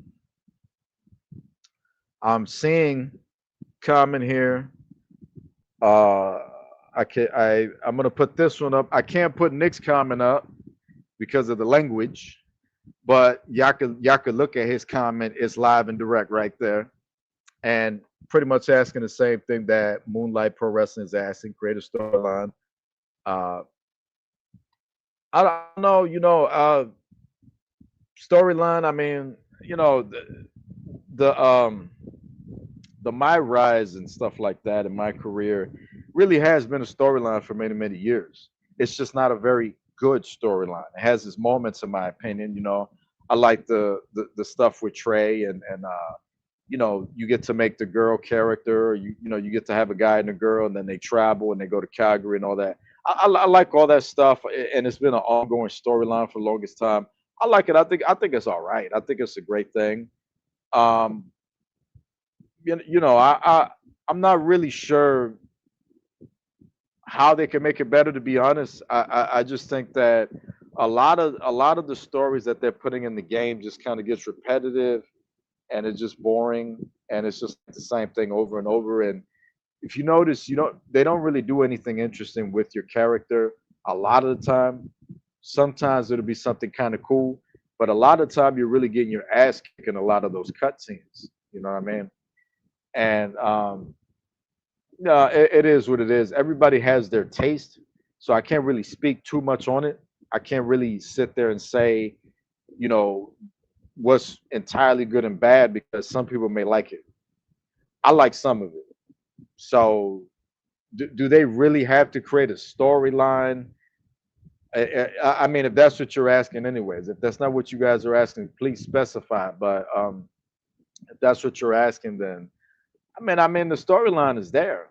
We're getting that. I just think that, oh man, I think that we needed like sort of a My Rise that's like GTA based. I think we should have, and you have to be careful with it, because I think about that in 2025, 2026, and I'm already bored. Just thinking about it bores me, because what can we expect from 2K? You know what I mean? It's like a lot of stuff like that. It just gets boring quick.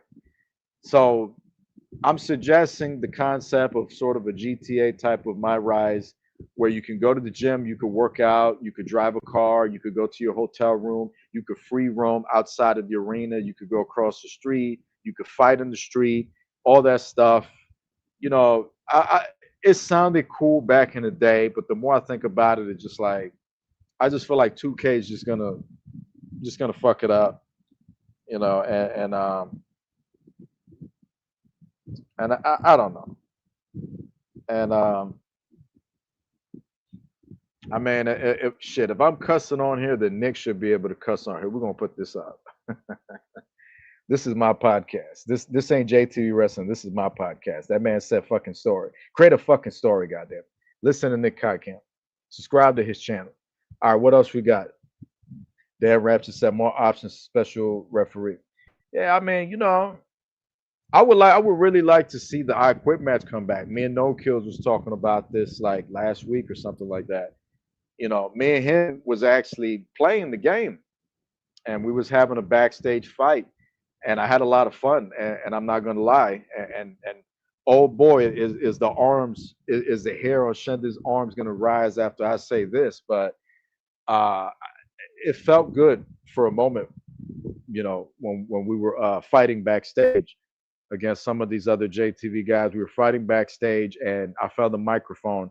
And for a moment, it reminded me of that time when me and No Kills was on PlayStation 1, and we had the I Quit match on the SmackDown games. And you could pick the microphone up, beat somebody with it, and then when you press circle, you climb on top of them and you ask them if they want to quit.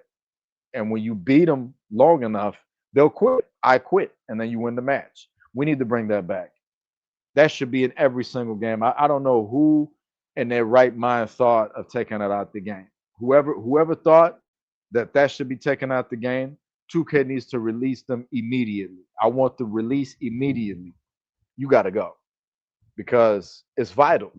You know what I mean? But it felt good, and I kind of almost felt like getting back in that ring. It felt good. I'm not gonna lie. I started getting a little bit of fire back, and I was like, I was an old lion that tasted blood, and I like how it tasted. It tasted good for a moment. Uh, I felt it. I definitely felt it. But we got to bring that I Quit match back. I'm gonna go to Shendon again. Shendon says cross-play PS5, PC, Xbox folks can play together. Yeah, I mean, I thought we were gonna get that with 2K25. I thought we was gonna get cross-play, you know, for us to meet all kinds of people. I had conversations with that man right there, Shandon, and others. Of can you imagine when the island comes out, we're going to be able to meet people from Xbox. It's kind of going to be like PlayStation Home. We're going to be able to free roam and stuff like that. It's going to be dope. And then 2K just flopped. And I mean, don't get me wrong. I don't think my island is a complete flop, but I mean, it's garbage. I mean, let's just be honest. You know, what I mean, it's repetitive, it's boring, it's bland, it's generic. You can't do shit on it except talk to Xavier Woods weird ass and do missions for our truth and stupid shit like that. I mean, that's all right and stuff like that, but I mean, it just it's just the same screen you're looking at. You and I don't like to read. I don't appreciate that they make us read on it. For people that like to read, I think that's amazing. Reading is good. Expand your knowledge. I think that's amazing. I don't read. I don't like to read. I only read when I have to. So to make us read like that, I mean, I skipped through all that shit. I don't know what happened. I just spam the X button. I skip everything, and just do what I got to do. That was my attitude. And another thing I want to add is how dare 2K put all these dope arenas in the game on my island, and you can't unlock them, you can't purchase them. They're just in there. What a bunch of fucking idiots. Jesus Christ. Shedden says, bring back story mode. We talked about that. I don't think story mode is going to work, Shandini, because they're very lazy, and I don't think it's going to be compelling enough, like how here comes the pain and shut your mouth and all that was. I just don't see it. You know, Mark Bannon says, create a finisher. Yeah, create a finisher is long overdue, man. They should bring that back. Um, Not really sure what they're waiting for. I guess they got more important things to do, like update the detail on Nikki Bella's boots and shit that nobody asked for, and change her hair. But they're doing stupid shit like that when they could be getting down to the nitty gritty. But I would like to see Creative Finisher come back in 2K26.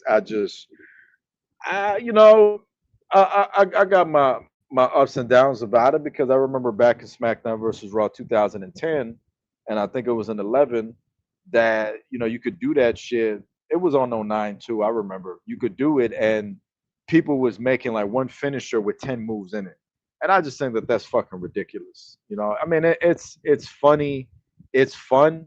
Don't get me wrong, but I just think that it's kind of. I mean, let me say this: it's good for the game. Bring it back.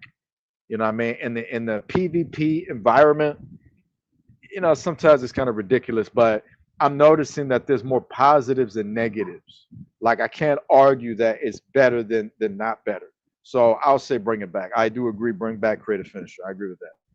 What do we got here? Devin Kiloa says, I want to see create a tag team entrance. Oh man, that shit would be dope. I would love to see create a tag team entrance. It's never seen it. I think that would be fucking amazing. That if you could have customization. I mean, you kind of do have it in a way, but it's not really.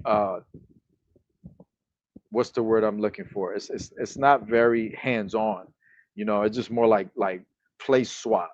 Place swap is kind of the beginning of that, but we got to do better. 2K tag team created entrance is definitely the future. It's definitely the way to go. Shannon says custom finishers and signatures. Um, I mean, I guess that's the same as, yeah. I mean, it's kind of touching on the creative finisher line, but I mean, to be able to edit to create signatures as well as finishers, I think would be dope. I think it should be create finisher only, but you can make it to where you could use it as a signature if that makes sense. That would be amazing. I think you guys would love that in the game. Mark Bennett says create a comeback. I think that would be dope because I get bored of this of just limited comebacks in the game. I think that having more comebacks would be fun because a lot of people will be able to kind of make their own stuff. If I want to have the type of comeback to where, I punch you, I clothesline you, and then I hit you with an atomic drop and I whip you into the corner or something, I should be able to do that. It shouldn't just be Randy Orton's comeback or John Cena's comeback or The Undertaker's comeback. So I do agree with that should be in the game. Uh, Dan says more freedom with match types and no limits with them. Absolutely agree. I would. Chris Conscience came up with a match. I'm trying to think. Shit, he told me like a day or two ago, and I forgot. I can't think about it. But I really want to be able to have a ladder inside of Hell in a Cell. It gives me goosebumps to think about it. And the way that I want to do it, right? I want to have like the ladders on top of the cell, and you have to climb the cell, and then you have to climb the ladder to get the belt from the top. For those of you like me who came up with the WCW, you might remember the old mask that they had. It was the three cages, a cage on top of a cage on top. It was a cage, and then there's a cage on top, and then there's another cage on top, and then you got to get the belt, the championship. That was dope. And No Kill said this a couple weeks ago. You're not seeing shit like that to where like TKO, nobody's really trying to do that. With the exception to Tony Khan, that I guess Blood and Guts is all right. It's really more of a War Games ripoff. I can't give it that much credit, but I mean the Bash is kind of trying, sort of. But we need new match types. We need something interesting, and I just think that if you can't come up with, and I said the same thing about the championship titles, if you cannot make championship titles that are better than the Attitude Era and the Ruthless Aggression Era, then don't try. Just bring those titles back. That's it. Don't try. If you can't do it because you don't have the creativity, you know what I'm saying, and you don't have people like me and Conscience and Shendon and No Kills and all of us in the office, you know what I mean, and Ray in the office working with you to where we like, yo, we got this idea, then just don't even try. Just leave it alone. Just leave it alone because y'all titles fucking suck. I love the indie titles. The indie titles look good in wrestling now, but those TKO titles is fucking dog shit, man. I take a shit on them for the sexy time. But yeah, for sure, 2K needs to be able to have matches to where you could customize them as you please. If you want to have like a really crazy steel cage Royal Rumble type of match, you could do it. It's like the Japan games, Fire Pro Wrestling, games like that, games in Japan, some games that I still want to get, you know what I mean? That you don't see in America that are very customizable. They're very customizable. That Aki engine went hard back in the day, okay? They wanted to be creative in Japan, and they tend to be very creative. They give you a lot of customization, and it should be that way in these games. So I do agree with that. Shendon says, fix create videos that was broken since 2K20, you worthless mother. Yeah, I agree with that. You know what I mean? One thing that makes me laugh about 2K that reminds me of how fucking pathetic and comedic they are is how they have fucking you get 100 creative wrestler slots in the video game, but you can only make 20 entrance videos. Let's have a moment of silence for the dickhead that came up with that concept. All right. With that being said, Jesus Christ, I mean, who invites 100 people to a picnic and only cook for 20? Like, whose ass do we have to beat? Who is the moron in 2K that needs to be put through a table, a flaming table with spikes on it? Who? 20 video slots for 100 creator wrestlers in the game. Like, come on now. It's just common sense. You know what I mean? You're missing 80. Where are the rest? You know? It's fucking ridiculous. It's ridiculous. And what was Shenda's question again? Fixed create videos. Yeah, man, it's been crazy, man. And the creative video feature it was dope in 2K20. I enjoyed it a lot. I like to be able to move the camera around, zoom in on people, and put championships on people, custom and other ones when you was able to do that. And they took that shit completely out the game, and nobody went back to it. Y'all 2K fans, let Kevin Impact tell you this. You bland PG ass 2K fans that are okay, and you call this game the best thing you ever seen every single year it comes out. Get off your fucking ass, get off of your fucking bullshit, and stop letting them sell you shit in the bag. Okay? Just because there's a bag of shit and it's got a fucking WWE logo on it does not mean that it is good. Become normal with the idea, the concept. Normalize if something fucking sucks, call it out. Don't just be like, oh, I'm not going to say anything because I don't want to be negative. Listen, man, let me tell you something right now. I'm tired of a lot of people nowadays hiding behind shit and going, oh, if you're just being negative. No, motherfucker, I am not. If I'm telling the truth, that is a fact. Okay? Shout out to New Jack. That is a fact. It's not no fucking lie. It's a fact. The truth is the truth. It bothers people. I understand that. But if it's the truth, it's not being negative. You're talking about something that needs to be addressed, redressed, motherfucker. Okay? So we got to talk about these things. And that's just one of those things that we need to talk about, that we need to correct. The creative entrance, the video. You know what I mean? That it fucking sucks. They need to fix it. Y'all pay a lot of money. We pay a lot of money to these scammers every single year to give us the same game every year. I'm in shock that it takes them a year to release the fucking game. With everything that 2K does is for them to release a game every 3 months because you're doing the same shit every fucking year. All you changing is the menus and add a match once in the Blue Lagoon. That's all you got going on, and then you update the roster. That's all you got going on. You ain't doing nothing else, and you might update the graphics just a little bit, not a lot. You might do that. Outside of that, you ain't got nothing else going on. How is this game not releasing every 3 to 4 months? Why you wait a year to sell us the same game and overcharge us for it? And then you want us to buy shit? You want to overcharge us on a fucking island?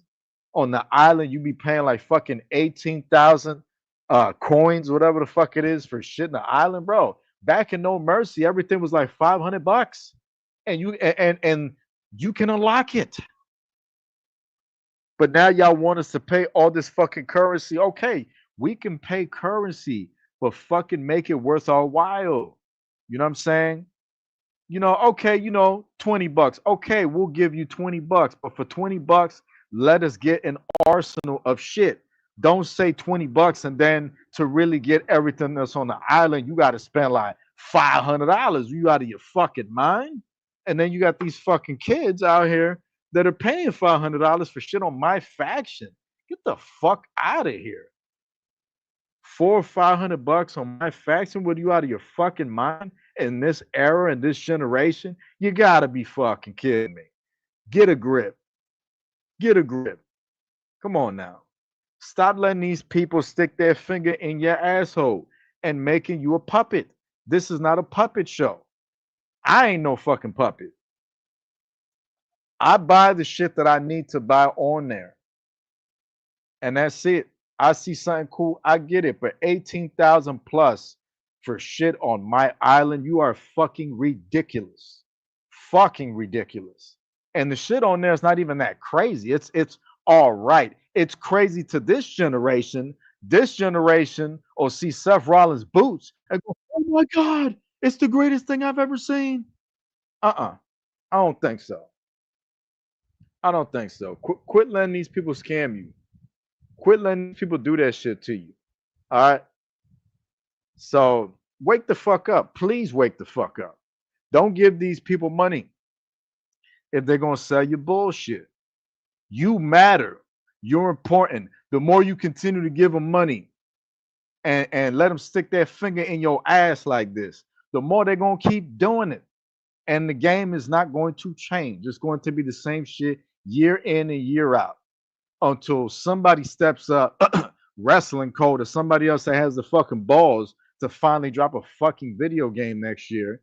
And then 2K go, well, we've got to step it up, guys. We've got competition now, you know? And then they have no choice but to revert to the Aki mentality of, well, let's get them a lot more customization. Let's give them more shit, because this is just what it is.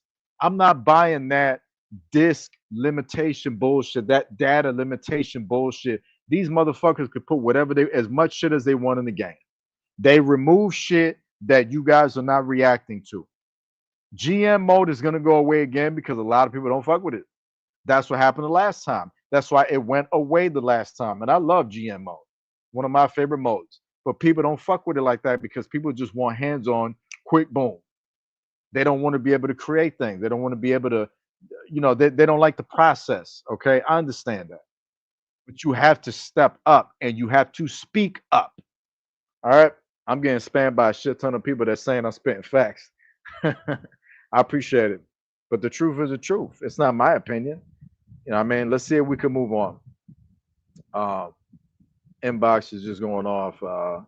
What else do we have here? I feel like I'm speaking for everybody right now. They have hidden backstage areas in the game. I don't know what that means. If you're referring to bringing that back, like how it was in SmackDown 2, and Here Comes the Pain, Ray. If that is Ray that's talking on there, then I say, yeah, I'm a big fan of it. I remember taking no kills big watermelon head ass and just smashing it into a wall on SmackDown 2 back in the OJ TV, and this wall cracked, and then a whole new backstage area. I didn't know that. I didn't know that was there. That was a surprise to me. I was like, oh shit, big fan. So I like that. Mark Bennett says, remove image limit. Thank you, sir. This is another thing that's been pissing me off, like really, really pissing me off.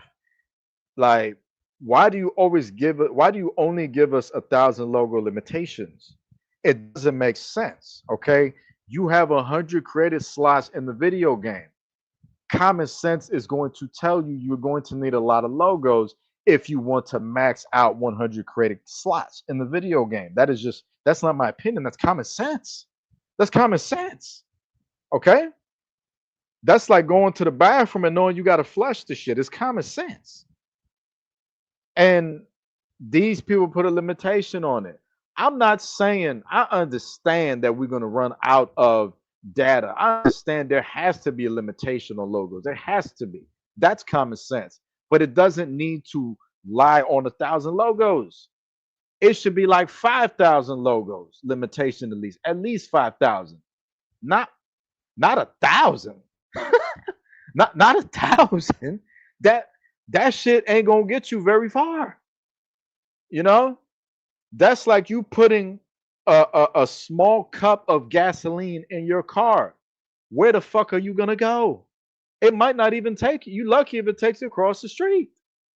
It don't make no sense. It's not going to fill the tank. It doesn't make no sense. What are you doing, 2K? What the fuck are you doing? 1,000 logo limitations every year, kid. What do you got to say for yourself? Well, the thing about it, Impact, is that you see, we had to update Nikki Bella's hair because she complained about it. I don't give a fuck. Who the fuck is Nikki Bella? What the fuck has she ever done? Fix the fucking game. Give us expansion. Give us more. I tell you what, since you motherfuckers want to scam so goddamn much, I make you a deal. How about this? Charge us for the shit. I'm willing to fucking pay.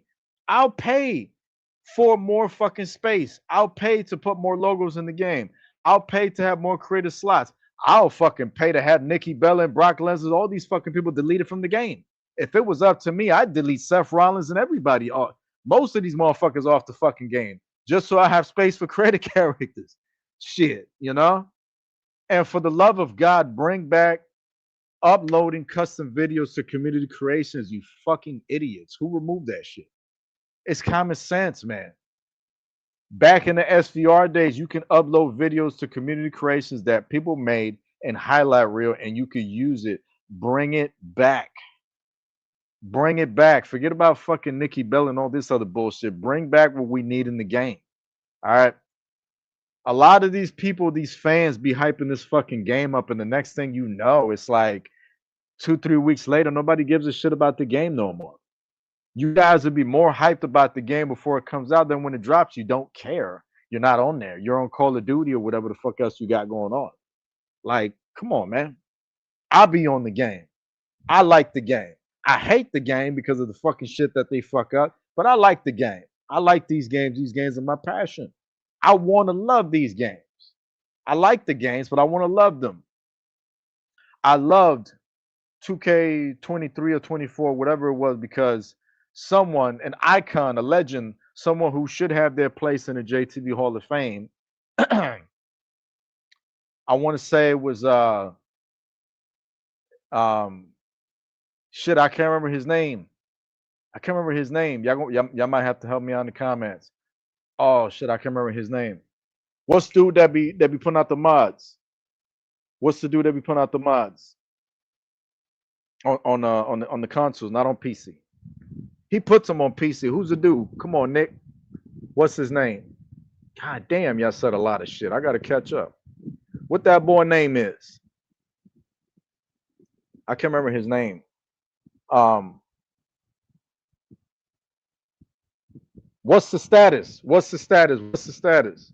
Yo, shout out to What's the Status, man. You know what I'm saying? What's the Status won't talk to me, but he'll talk to Corey Flash's Fruity Pebble ass. You know what I mean? Corey Flash doing his shit, so he got a big checker mark that's bigger than his head. You know what I mean? And what's the Status will talk to him, but he won't talk to me. It's all good.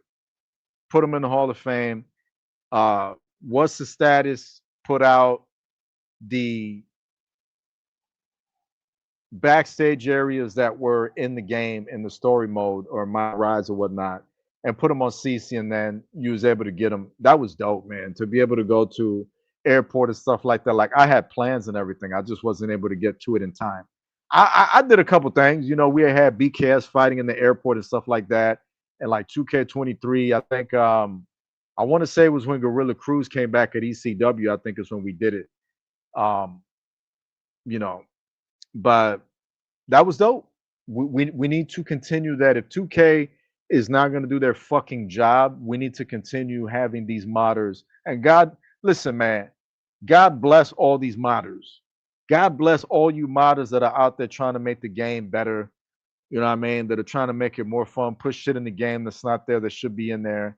And shame on 2K for trying to censor them and limit them and shut them down. Leave them the fuck alone. You ain't doing your job. You don't get a say. Leave them the fuck alone. Let them do whatever the fuck they want. Oh, no, well, you know, they're going to break the game doing that. Then fucking take the initiative and put it in the game yourself. That way they wouldn't have to do it. Okay? But when we pay for these fucking games, we should be able to do whatever the fuck we want to do. Okay? That's just how that should go. A lot of these gaming companies want you to sign a contract with the devil now to just trial their game. You don't even got to get the game. It's just a demo, a trial. You got to, you know, you got to sign a contract, an agreement. Oh, you know, you got to agree that you're not going to go into a lobby and call somebody a fat potato. Shut the fuck up, okay? You know, if you can't go online and get called a fat fucking potato, then you shouldn't be online. You shouldn't have social media. You shouldn't be on the internet. You shouldn't be on online gaming. You shouldn't be on PC. Stay the fuck off of it if you're a sensitive little bitch. All right? Because there's no place for you in that world for you. It's not for you, man. Just play offline. Stick to exhibition mode, amigo. You know? Play it safe. As a matter of fact, since you're such a pussy little bitch My best advice to you: get you another PlayStation controller like that. You could beat the shit out of yourself. You have two controllers, man. You could just fight yourself. You know, you fight yourself, you pin yourself, and you win. You know, how about that? So yeah, that's my advice to you. Stay the fuck offline. It's not for you. If do I think people should be able to enjoy themselves online? Sure, absolutely. If somebody's truly bullying somebody, absolutely should they get their karma. Of course, I agree with that. Of course. But in terms of like just automatically asserting that whole pussy card of, oh, I'm offended, I'm mad because because this person said, like, shut the fuck up before I smack the shit out of you with a fat fucking potato, my damn self. Get the fuck up out of here. So yeah, they got to bring that back for sure, for sure. Let's try to move on because y'all spam the shit out of all these fucking comments. Because I'm getting ready to go in that last hour real soon. Create a weapon, yeah, I agree with that, Devin. Create a weapon has been something I've been wanting to game for a long time. I think that the weapons you should be able to create and you should be able to customize them. I think it's pathetic, it's embarrassing, it's comedic. It shows how fucking dick shit, stupid, and lazy 2K is that we have weapons in the game that you can't customize. How is it that we're at a point that we still you can't write BKS on a steel chair? You can't write MPW on a fucking steel chair? You can't put a logo on a steel chair? You must be out your fucking mind. It's almost 2026 and the game is still like at fucking 2010 capacity. 2K26 is going to be like 25 years old. It's not going to be nothing. It's going to be some new things maybe, but it's just the same shit. At this point, there should be cameramen at ringside recording the match. There should be wires at ringside that you can grab to choke people out. There should be people at ringside taking pictures of the match, like real life reporters doing report on the matches at this point. And it's not there. You know what I mean? It's just not there. If I was making the game, I would make it to where the arena is like open. So it's like if you're wrestling in the arena, you could go into the crowd, like anywhere in the crowd you could go. You could go up the stairs, you could go through what do they call it? I forget what they call that little hallway. When you go through the curtain up the stairs, you can go through there. You could walk through the stage. Like if you go to the stage, right? It's open. So you could walk. So if there's a JT logo, you could walk behind it, and when you walk, there's no loading. You can walk backstage. Everything is connected. It's like being in GTA. When you're in GTA and you're walking from area to area, you don't have fucking loading. For you to load, you have to go into like an unopened interior that Rockstar decided to seal up for some fucking weird reason. That's the only time. But most of the time, it's open, and you could just go anywhere you want. Why are we not doing that in the wrestling games? Why do we have to stay locked in? Like, if anybody's sticking to the fucking past, it's not having an impact. It's fucking 2K gaming sports, whatever the fuck they call themselves. I say we gotta, since Hollywood wants to reboot so many fucking movies that don't even need to be rebooted, I say we reboot 2K. Let's reboot 2K. Let's start from scratch and let's fucking fire everyone and let's fucking get a team in there. Let's get us in there. Let's get all of us in this comment section in there. Let us make the fucking game, okay? You guys can make it. We'll give you the ideas, all right? We'll make you a shit ton of fucking money. Just let us take the wheel. All right, what else do we got? Devin Kiloa says create a theme song. I mean, that's too much to ask, Devin. Now you just showing off, nigga. Create a theme song. What is this? Fucking a fucking music app? Nah, you asking for too much with that. That's a little too much right there. But what I will say is what they should try to implement is for you to be able to use custom tracks. For you to be able to they can't do it until PlayStation and Xbox. I don't know Xbox because I don't do the Xbox, but I do PlayStation. And in PlayStation, it's just a feature they took out. But you have Spotify and stuff like that you can play on the screen, but it's just not good enough. We want to be able to come out to our theme song. So I think that they should go back to the PS3 thing that first started out in Xbox, the original. I'm just not an Xbox guy, but I give them respect. But PS3 had that approach. Xbox, the original, had that approach to where you could put custom music when people come out. I think it was also on Xbox 360. I did have one of those. You got to bring that back for PlayStation. What are we going on? PS6, I think. Am I right? Yeah.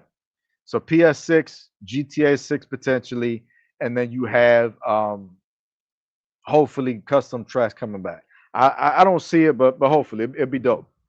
But create a theme song in the game, that's too much to ask. In my opinion, for 2K, uh, Shendon says add a search box in a moveset mode. Too many moves to scroll from. Yeah, I agree with that. I don't have much to say about it, but I do agree with that. I think that it would be a great addition. I have a hard time sometimes with it, so it would be really good. And Nick is pointing up as in he agrees with that comment. Put that out there. Um, I'm not going to get at everybody's question, I don't think, but I'm going step by step. Um,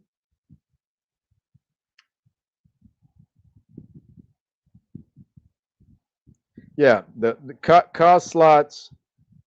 I'm not someone that asks for too much, but I do agree that the card slot has to come up a little bit more. I would say I don't know if 200 is asking too much. I'll say 150 is fair because 100 slots is just not enough. Especially with JTV, I can't put every single person's character on the game because it's just too much. Some people have to stay on community creations. So I would appreciate it if 2K was considerate enough and they stopped thinking about how much money they're going to make on the fucking game they're going to scam with and actually went, wait a minute, we need more created wrestler slots. It's just not enough.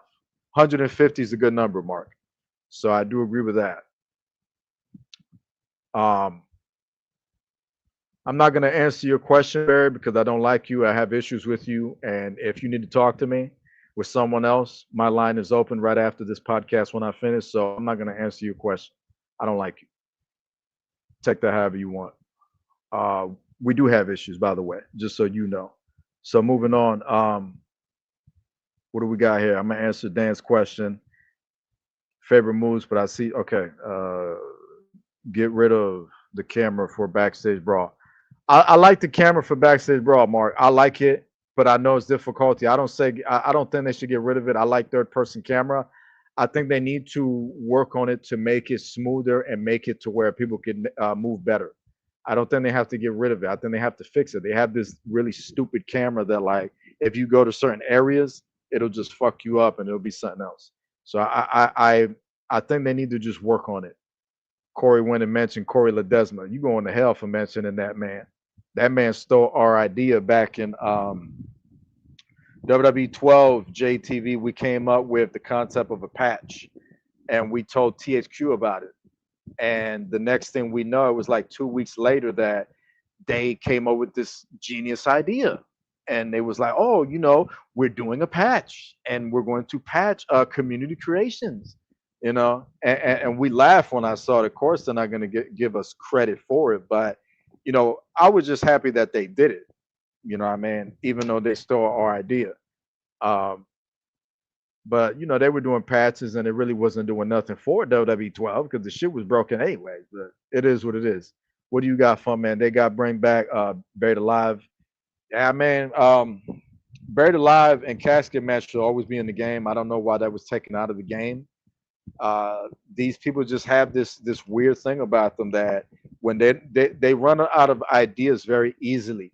2K does. So what they do is they'll take certain modes out so that when they bring it back, they could be like, "Oh, look, you have to get this game. It's fire because we've got the Buried Alive match." And they want to just insult people's intelligence so much that they like making it seem like it's the first time ever that they put the mode in the game when people know that it's been in the game. A lot of these modes been in the game, but they like to act like it's a first. You know what I mean? Of course not. Um,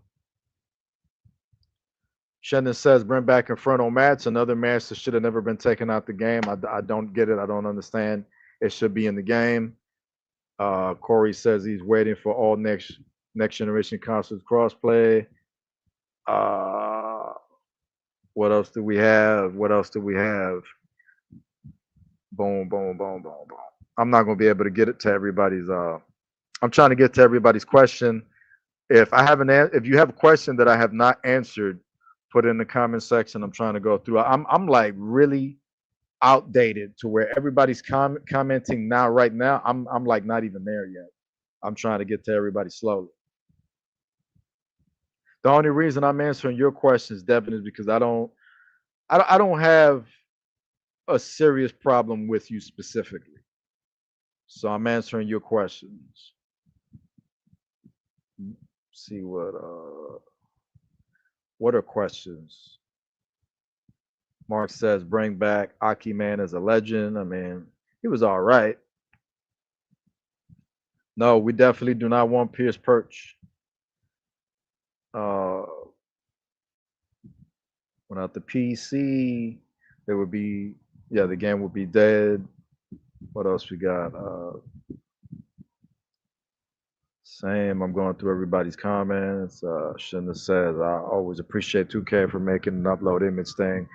Yeah, I mean I do agree with that. I think that it was a game changer when we got the opportunity to start uploading logos. We had to be grateful for that because I just think it's amazing. I love the concept of face scan. I love the concept of being able to put logos in the game, not just for outfits, but also for championships and arenas and stuff like that. I could remember having a hard time back then when I couldn't make a JTV wrestling arena, and now we could do it. So I think it's a beautiful thing. I'm very grateful for that. So I'm going through it. I'm trying to read everybody's comment. It's a lot. What's the status? AEW sucks, says Chris Gallegos. The AEW Fight Forever video game sucks like shit.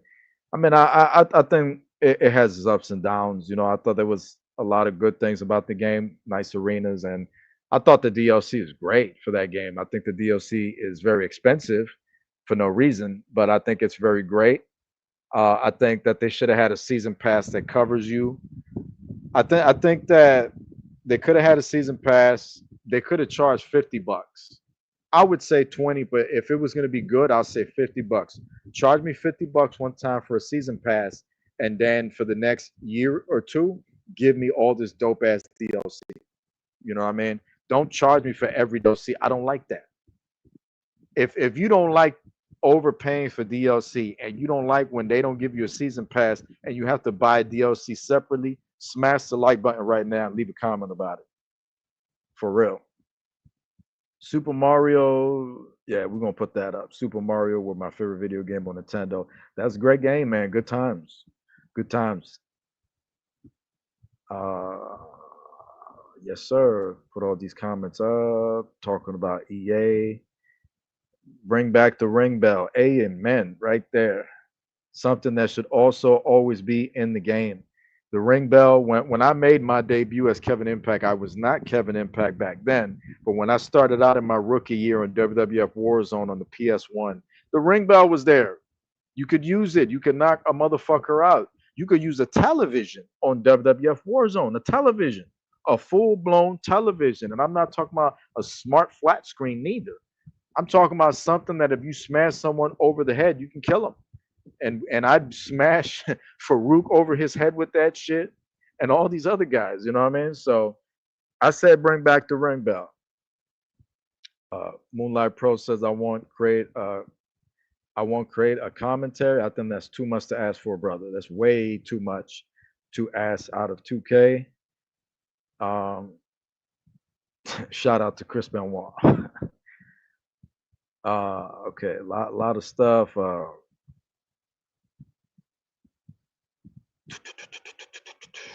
For anybody that's new watching here, we appreciate the love. Definitely subscribe. I got who is this on South Hardcore Gaming? Shout out to Kevin Impact. It's been a while. Hope all is well with JTV Wrestling. I don't know who this is. If you could let me know who you are, I'd be happy to give you a shout out. But regardless, I give you a shout out. But I would like to know who you are. I don't know who this is. Um, Oof. A broad question, Shandini. You put me on the spot here, but what are the 5 upcoming JTV shows? Right now, off the top of my head, I mean, WCW, hopefully in like 2 weeks or so on the 24th, JTV 19 in Mexico City. We're going to be doing Mega Rush live from Amber Rock's hometown of, what is it, Santa Fe? Am I getting, I can't remember.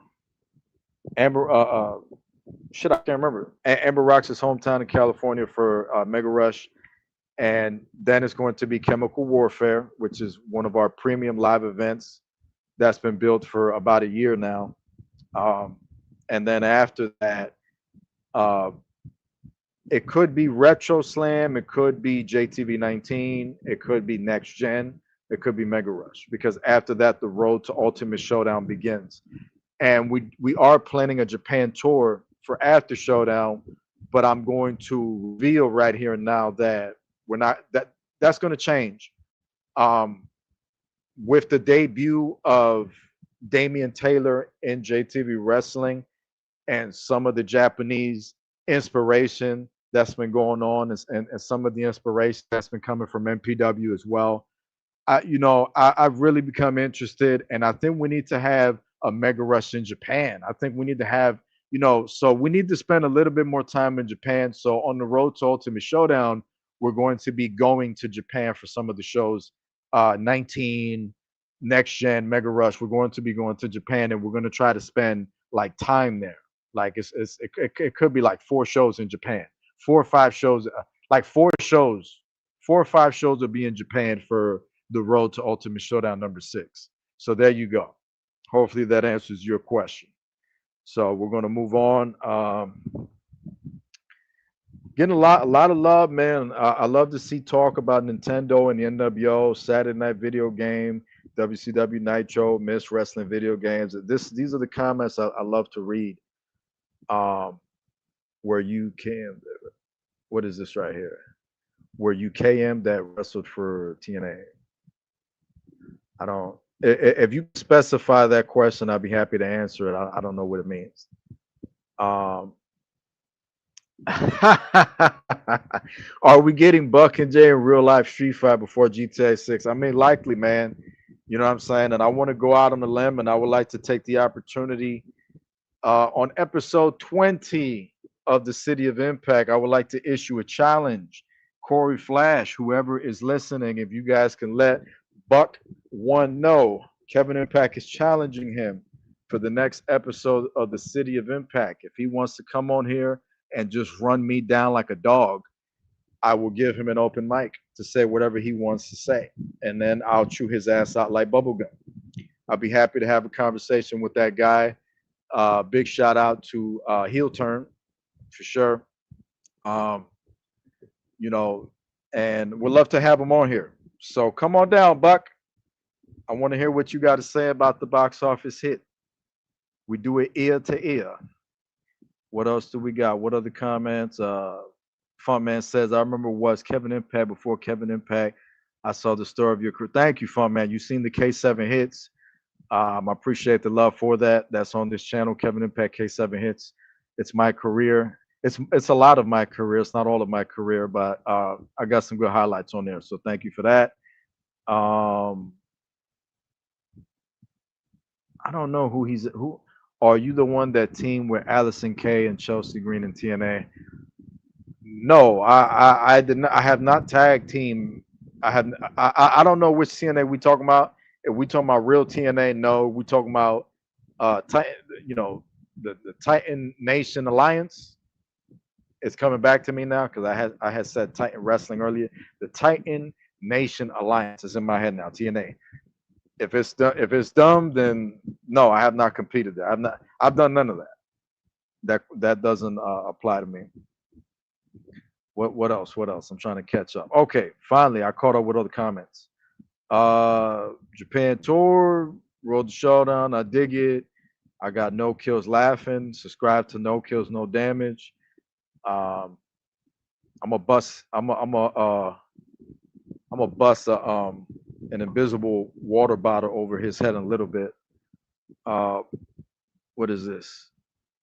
Would you challenge Luther Reigns or Mark Jindrak? I don't know, man. Luther Reigns is a tough individual. Luther Reigns is one of my favorite underrated guys from that ruthless aggression era. Love his promos, love his attitude. He was not PG. He was badass. He had a good look. I like everything about Luther Reigns. Luther Reigns should have been a champion. He should have been treated and promoted and used better creatively, and he should have been a big deal. You know, Luther Reigns is definitely underrated to this day, and I just seen one of his promos not too long ago. I do miss that guy. Love the theme music too, by the way. He was just amazing talent was Luther Reigns, and so is Mark Jindrak. I believe if it is him, anyways. I recently got in contact with Mark Jindrak, and we talked over the inbox, and I told him thank you for your body of work, and he was thankful to me. If it is, you know, so shout out to Mark Jindrak. I love Mark Jindrak. He's amazing talent. Uh, you know, not like I think with time he could have been a main event guy. He could have been a great champion and stuff like that. I want to send a special holiday fuck you to one Triple H, Hunter Hearst Helmsley, for taking him out of Evolution. Um, he should have took himself out of Evolution, but that's just me projecting hate. So that's that. But he made the right call in terms of Ric Flair, Batista himself, and Randy Orton. To be fair, but Mark Jindrak was underrated. It's just Mark Jindrak was at a time where they couldn't focus on him when he deserved it, if that makes sense, you know. But man, if I was a promoter, I would have loved to work with that guy. I could have made him world champion, everything. He would have been massive, and I could have put him in a faction, and I could have had him with Shane Douglas, how he was in the WCW. It was just great, good shit. WCW couldn't do it justice in 2000. They couldn't do it. We are going to try to do it justice in about 2 weeks on December the 24th for the return of World Championship Wrestling right here in JTV for Christmas Eve. Okay, so that's that. I challenging them. I don't know. I mean, it'd be a tough challenge for me, Chris. It'd be a tough challenge. Um, Shendon says, "I want my world title back, Impact, though." Sure. I want my briefcase back that you guys stole from Troy Jackson. When I get my briefcase back, I'll be more than happy to hand you your new JTV World Heavyweight Championship. In the meantime, have your people get back to my people. No Kills asks, how do you feel about JD from New York, and do you think he talks more facts than Corey? Absolutely. I think I don't tune to Corey's Twitter a lot anymore. I used to. I stopped going on there because Corey started posting things around June. That's kind of weird. I just found it weird, and I found like he was enabling um, certain people to uh, do negative things in this world. So I got it creeped me out. I got weirded out, and I couldn't go on there anymore because I was going on there speaking my mind, and I was enjoying it, and I was getting a lot of people's attention by doing it. We actually got some followers for me doing that, but I'm not someone who's desperate for clout, so I don't need to be doing that. Everything that we have now has been earned. Everybody that's listening to this right now is all earned. This is not mine. All this shit belongs to us. All this shit belongs to you. I don't get to keep this because I'm not going to live forever. So it's not mine. I can't keep it. This is our platform, and we could use it to make an impact. That's what we're doing. So I got weirded out by his Twitter, so I don't go on there anymore.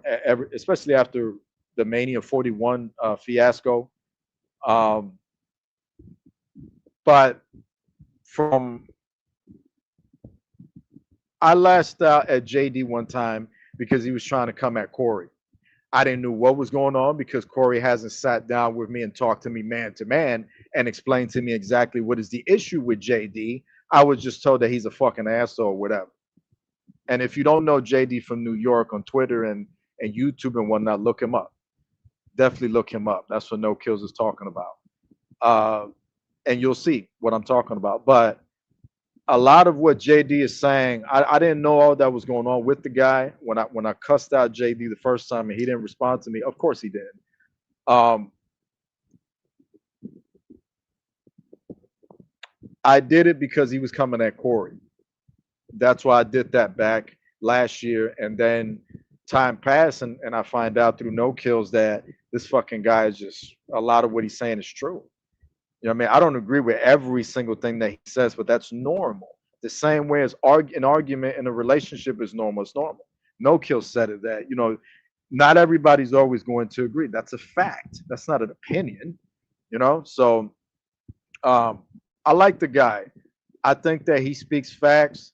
I don't know everything that Corey's saying. I think Corey is an enabler for shit that should not be showcased and highlighted. I don't think respectfully we need to be talking about Nikki Bella and stuff like that. I just don't think that's important. That's my opinion now. That's an opinion. You know what I mean? That's an opinion.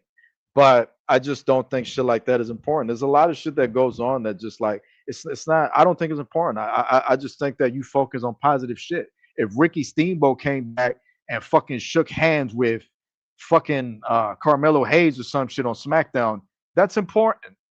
You know what I mean? Because fucking Nikki Bella like put her, won a match or some stupid shit like that. That shit is not important, man. But I understand that Corey is doing his thing and that he's reporting things that are going on. So I get that. But um I've seen Corey speak his mind sometimes about shit that's going on. He's not just all the media guy. I think he does a lot of things for social media. I don't do that shit. You know, realistically, at times, do we all do it? Of course. I'm not gonna come on here and be fake. Of course, everybody that's on social media does some stuff for views or say certain things for views and stuff like that. Everybody does it. I'm no what's the word, stranger, but I just don't do it most of the time because it's not my thing. I don't come on here and say shit to get views or say shit to get sympathy or say shit like what for get to get attention. I don't give a fuck about none of that. I tell you what it is, whether the fuck you like it or not. That's it. You can unsubscribe if you don't like what I'm saying. I don't care. If you want realness, this is the channel. Hit that subscribe button. If you want the fake shit, then go somewhere else because this ain't it. This ain't you in the wrong channel, watching the wrong show, wrong podcast. So, I love Corey to death. I have a lot of respect for him. I'm very proud of him. He's a workhorse, just like Flash said at the Hall of Fame. You know, and of course, this is all in kayfabe, of course, with Flash, natural balance. But at the same time, it's true. He's a workhorse, is Corey Flash. But we got to keep it real, man. We got to stop enabling toxic shit, weak shit, whack shit in professional wrestling, and we need to focus on shit that's actually dope, shit that's fire. You know what I'm saying? That like I like when Cody brought in Farrell the dog too, and they let him put him on TV. I thought that was dope. That's something we should normalize having pets on the WWE. And once again, I take another shot at 2K. Shame on you motherfuckers for having the British Bulldogs entrances, the Bulldogs entrances, tag team entrance in the game, and you can't bring them out with a bulldog. If I create the Dynamite Kid in the game, or I download the Dynamite Kid, you should have an entrance where they come out with the bulldog. That should be in the game, but whatever. I guess they needed licensing or whatever the fuck they need. What do I know? So let's keep moving on. Okay, so all right, so more comments, more comments, more comments. I'm trying to answer everything because I got more stuff to talk about, but I want to try to get to it before I wrap up. No kills ass, and of course, I hope that when you're asking me these questions, no kill, that you weren't expecting that I was going to get fake responses on the air. I hope not because that would be disappointing coming from you. I'm always going to give you honest answer. So no kills asked, do you think Corey speaks his mind only when everyone else does it? I think that there's instances of that. I feel, and this is my opinion. I don't know if this is true, but I think there's times Corey will say things to sound cool or to create the appearance that he's real like that. But the truth is, Corey's someone who loves wrestling probably much more than me because it's dead for me. Even though wrestling is not dead, that's an understatement. It's only my opinion. That is my opinion that wrestling is dead. But um, for me, WWE is dead, and it died when Vince left.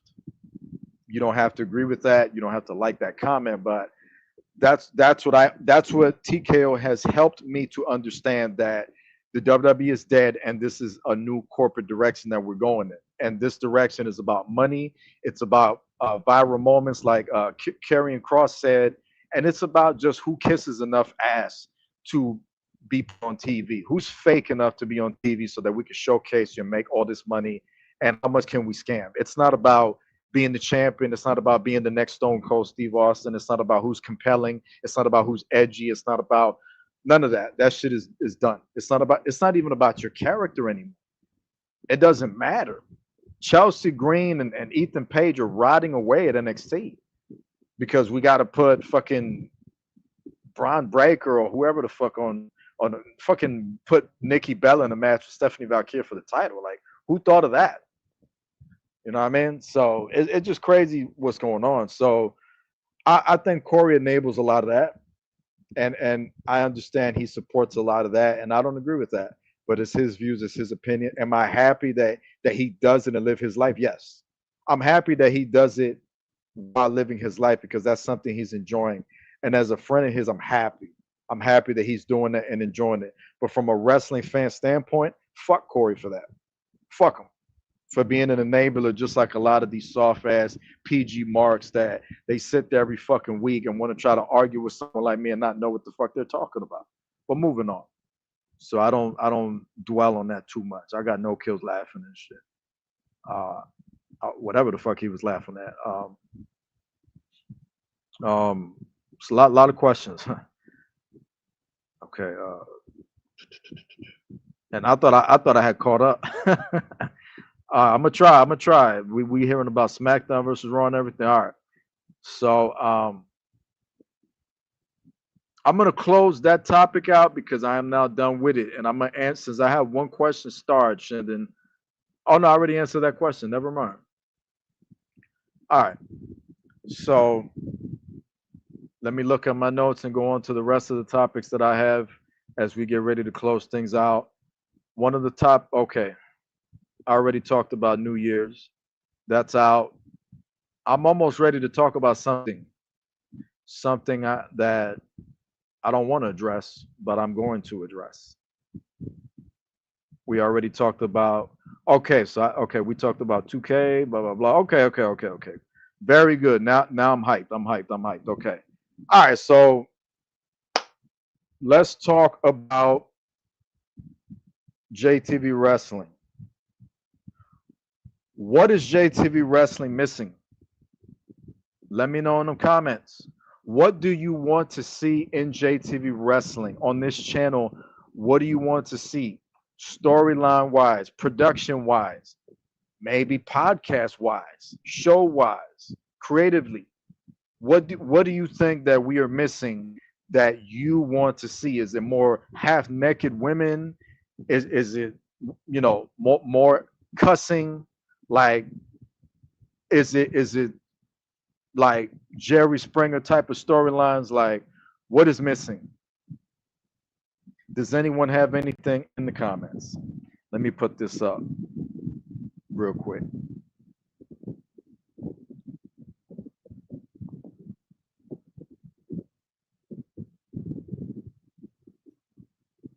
All right. So I am going to highlight the comment. The topic is, what do you want to see in JTV? And Dan Rapture comes in first. He says, and I quote, Kevin Impact coming out of retirement to face Shendon one last time. Man, oh man. Let me tell you that part of the reason I went away, like I've been saying, is just I had a lot of different reasons. One reason I went away is because I felt like I was slowing down a bit.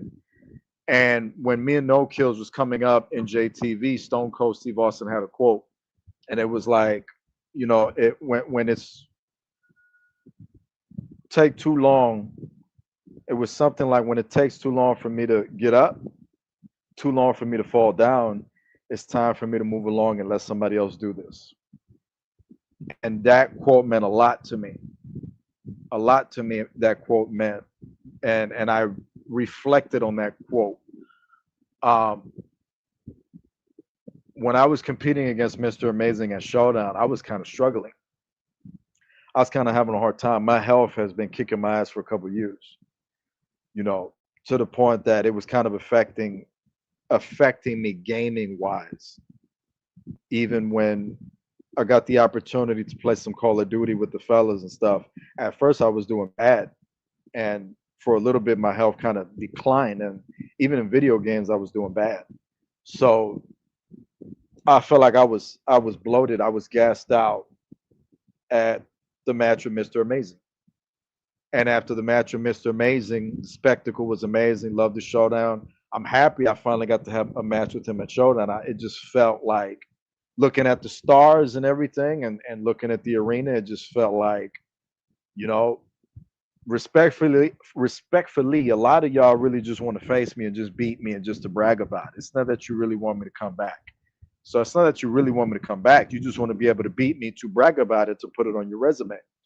Um, I don't entirely respect that, but I mean, if that's something you're trying to do, that, who am I to hate on it, But I just think that that's something that's just like it's bullshit, If you want me to come back, you know, I would only want to come back for my character, and because it's something that people would like to see, and because there's a lot of people on the roster that I would like to work with that I have not gotten to work with on the way out. Obviously, you're one of the guys I got to work with, Dan, at the Cash in the Case, which is our Money in the Bank ladder match.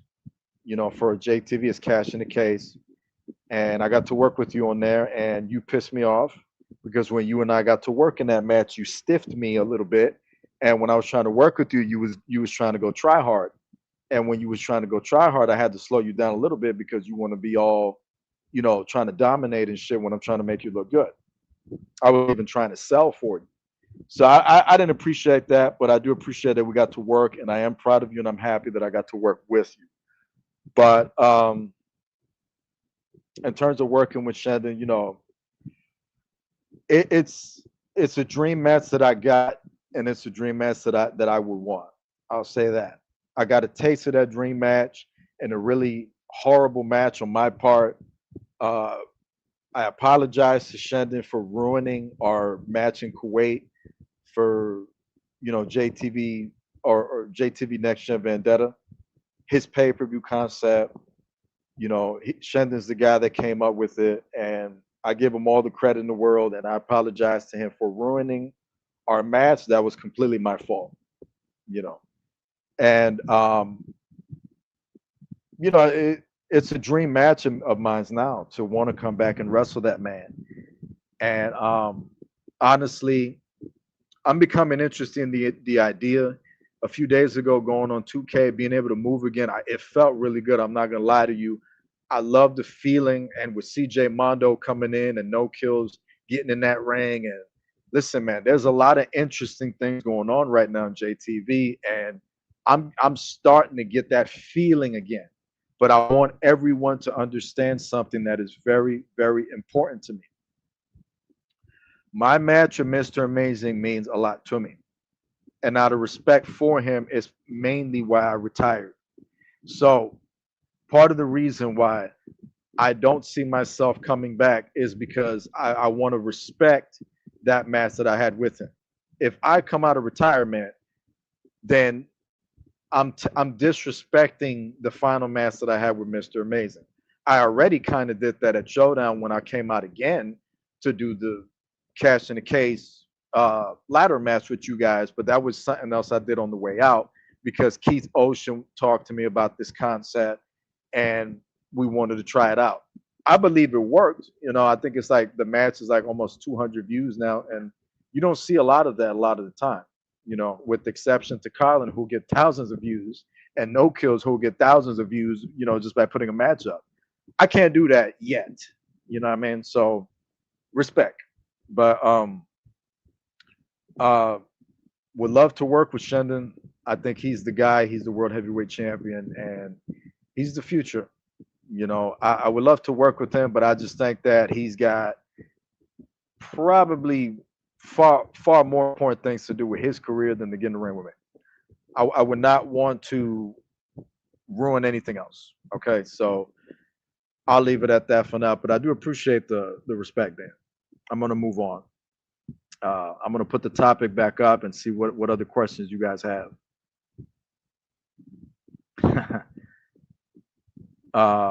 D Taylor coming with the Kevin Impact versus Shendon me on commentary. I mean, I don't know, man. You probably get this channel banned if I put you on commentary. Let's see. Nick Kaiken says outside of the podcast idea you all pitched to me, I'd love JT to help be that platform for it. I don't know what he was referencing. Shendon says they want Impact. I don't think so. Nick Kaiken says Nick Kaiken versus Impact. I don't think you're ready for that. D. Taylor says what he says there about that match. What is this? Ray says, I would love to see more HLR and bring PC to JTV Wrestling and mods. No Kills has been trying to push for us to move in that direction, into the PC direction. But, you know, as I told him, I said to you guys that we need to understand that it's not going to be a simple transition. It would be the equivalent of me telling everyone in JTV, hey, well, guess what, everybody? I'm not getting 2K anymore. I'm not going to get 2K26. We're leaving 2K. We're not supporting that company no more. And now we're going to Wrestling Code, or now we're going to Ultra Pro Wrestling. That means, number one, I'm sacrificing this channel, sacrificing the division, because a lot of people are not going to be able to come over. Some people are not going to come over. And for others, they will have to get these games. And there'll be a process to slowly move into that. And, you know, so it wouldn't be an easy transition. And another thing is, it would be a PC environment. I'm not an expert. You're an expert, Ray. I'm not an expert. I don't know how you guys do PvP there. If I can't do PvP, I mean, PvP is the bread and butter of JTV. To take PvP out of JTV would be like taking out the logos out of JTV. You take you know, TV out of JTV, all you have is a J. It doesn't take you very far. You see what I'm saying? It's missing. So I don't know. I think it will be a difficult transition. Let's see what other comments you guys have.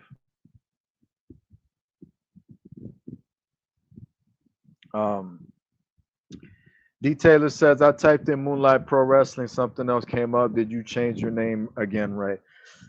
I guess Ray will have to answer that question.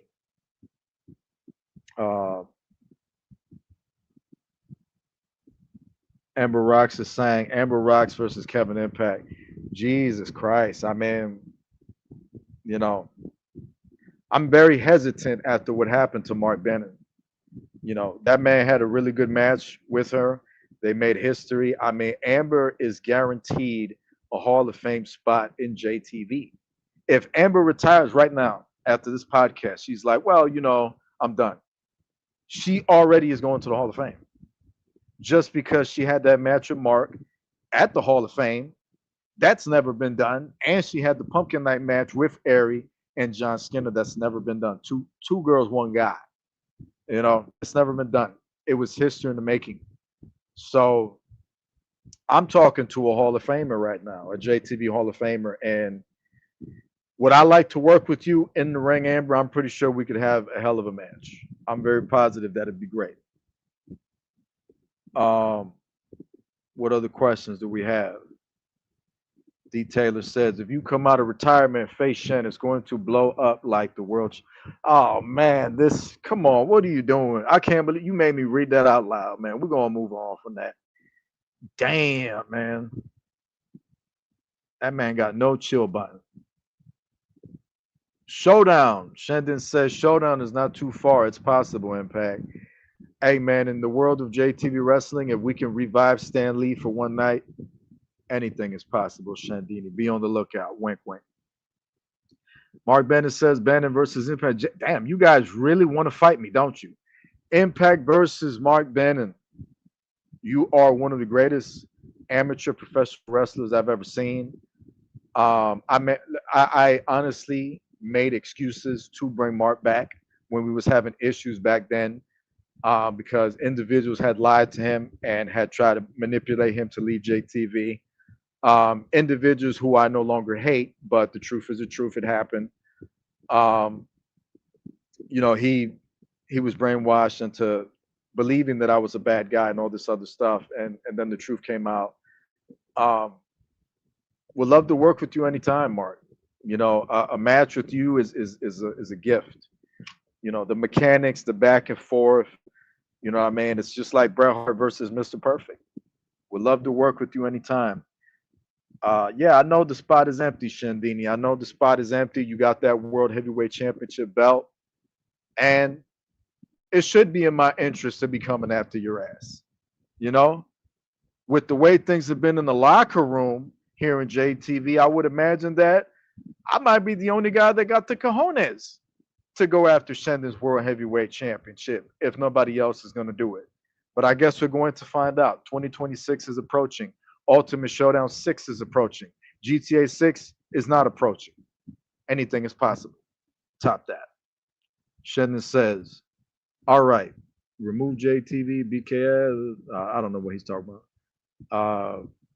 What other comments we got? Comments. Nick, I can't. We want Impact. Hashtag we want Impact. What in the hell? We want Impact from Amber too. We don't need Impact in the ring. We have a lot of people that need some airtime. Maybe we'll get Impact a little later. Okay, I think I ran through everybody's comments. Dan Rapture got one more. Rapture versus Impact, the receipt still there to take that for no sell I did on you, pissed you off at US 5. Yeah, I think I owe your ass cracking atomic drop, Dan. You're another guy that it doesn't matter how angry you pissed me off at that match. I enjoyed it. I had a lot of fun doing that match. It was never really planned for me to win, but I was trying to win, honestly. I was trying to win the match. John Skinner was the guy that came out on top. He was the winner of the match. Congratulations to him. I had a lot of fun doing that match. Would I like to work with you? Absolutely. Absolutely.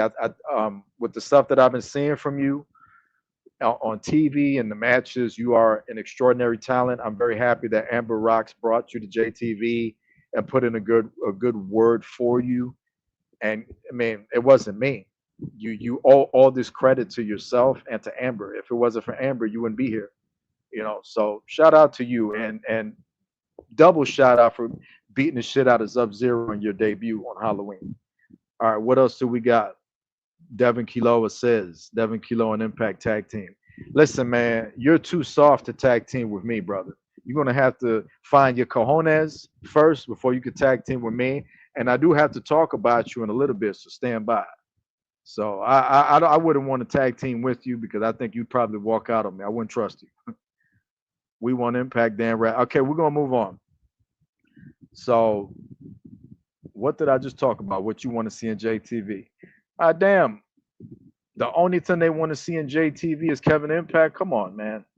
There's nothing else you guys want to see. You don't want to see like something crazy, like I appreciate the love for me, but I don't like it. Let's move on from me. What do you want to see in JTV?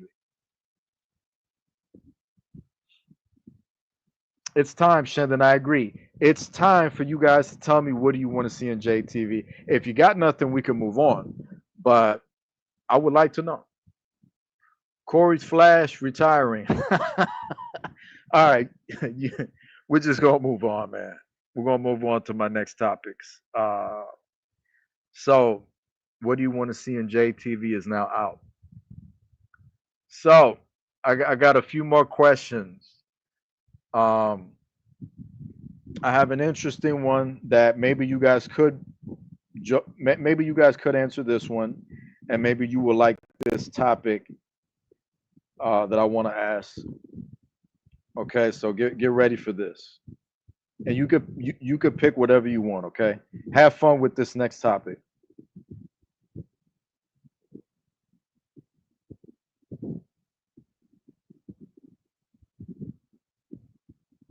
Okay, I'm almost done with it.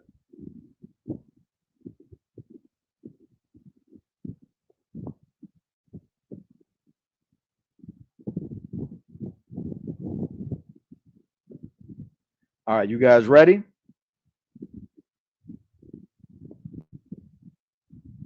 Smash that like button if you're ready. Here we go. Next topic that I have for y'all is this. Who do you want to see me interview next on this show? Who do you want to come on here on the City of Impact? And do you want me to reach out to and you want me to speak with them and interview them? Who do you want me to interview? I see your message, no kills. I'm going to answer it. Give me a moment. Okay. But answer this question first. Who do you want to see next? Uh, Nick Ken says nominates himself. Nick Ken for round two. Do you guys want to see Nick Ken come back to the show? I mean, this man on that microphone. I mean, I don't know. He's like acid. He's like Predator's acid on that microphone. Would love to have Nick Ken back on the show. Do we need a round two? Dan Rapture says Amber rocks. Come on down, Amber. If you could do it, Amber rocks. Come on down. Would love to have you in the City of Impact as a guest. Shannon says no, Nick. Mark Bennett says Amber Rocks. That's 2 votes for Amber Rocks that want to see Amber Rocks on here. If you want to see Amber Rocks, let me know. Shannon says Amber Rocks on the show next. That is 3 votes for Amber Rocks. 3 votes for Amber Rocks. No Kill says Nick Ken unscripted. This whole show is always unscripted, brother. You know that. Mark Bannon nominates himself. Mark Bannon again. Anybody want to see Mark Bannon? 4 votes for Amber Rocks with Moonlight Pro saying Little Sister Amber. 4 votes. They don't want Impact. It's Amber Rocks who they want. That's who they want. They want Amber Rocks. 5 votes for Amber Rocks. Funkman says Amber Rocks. 5 votes for Amber Rocks. They are going in right now.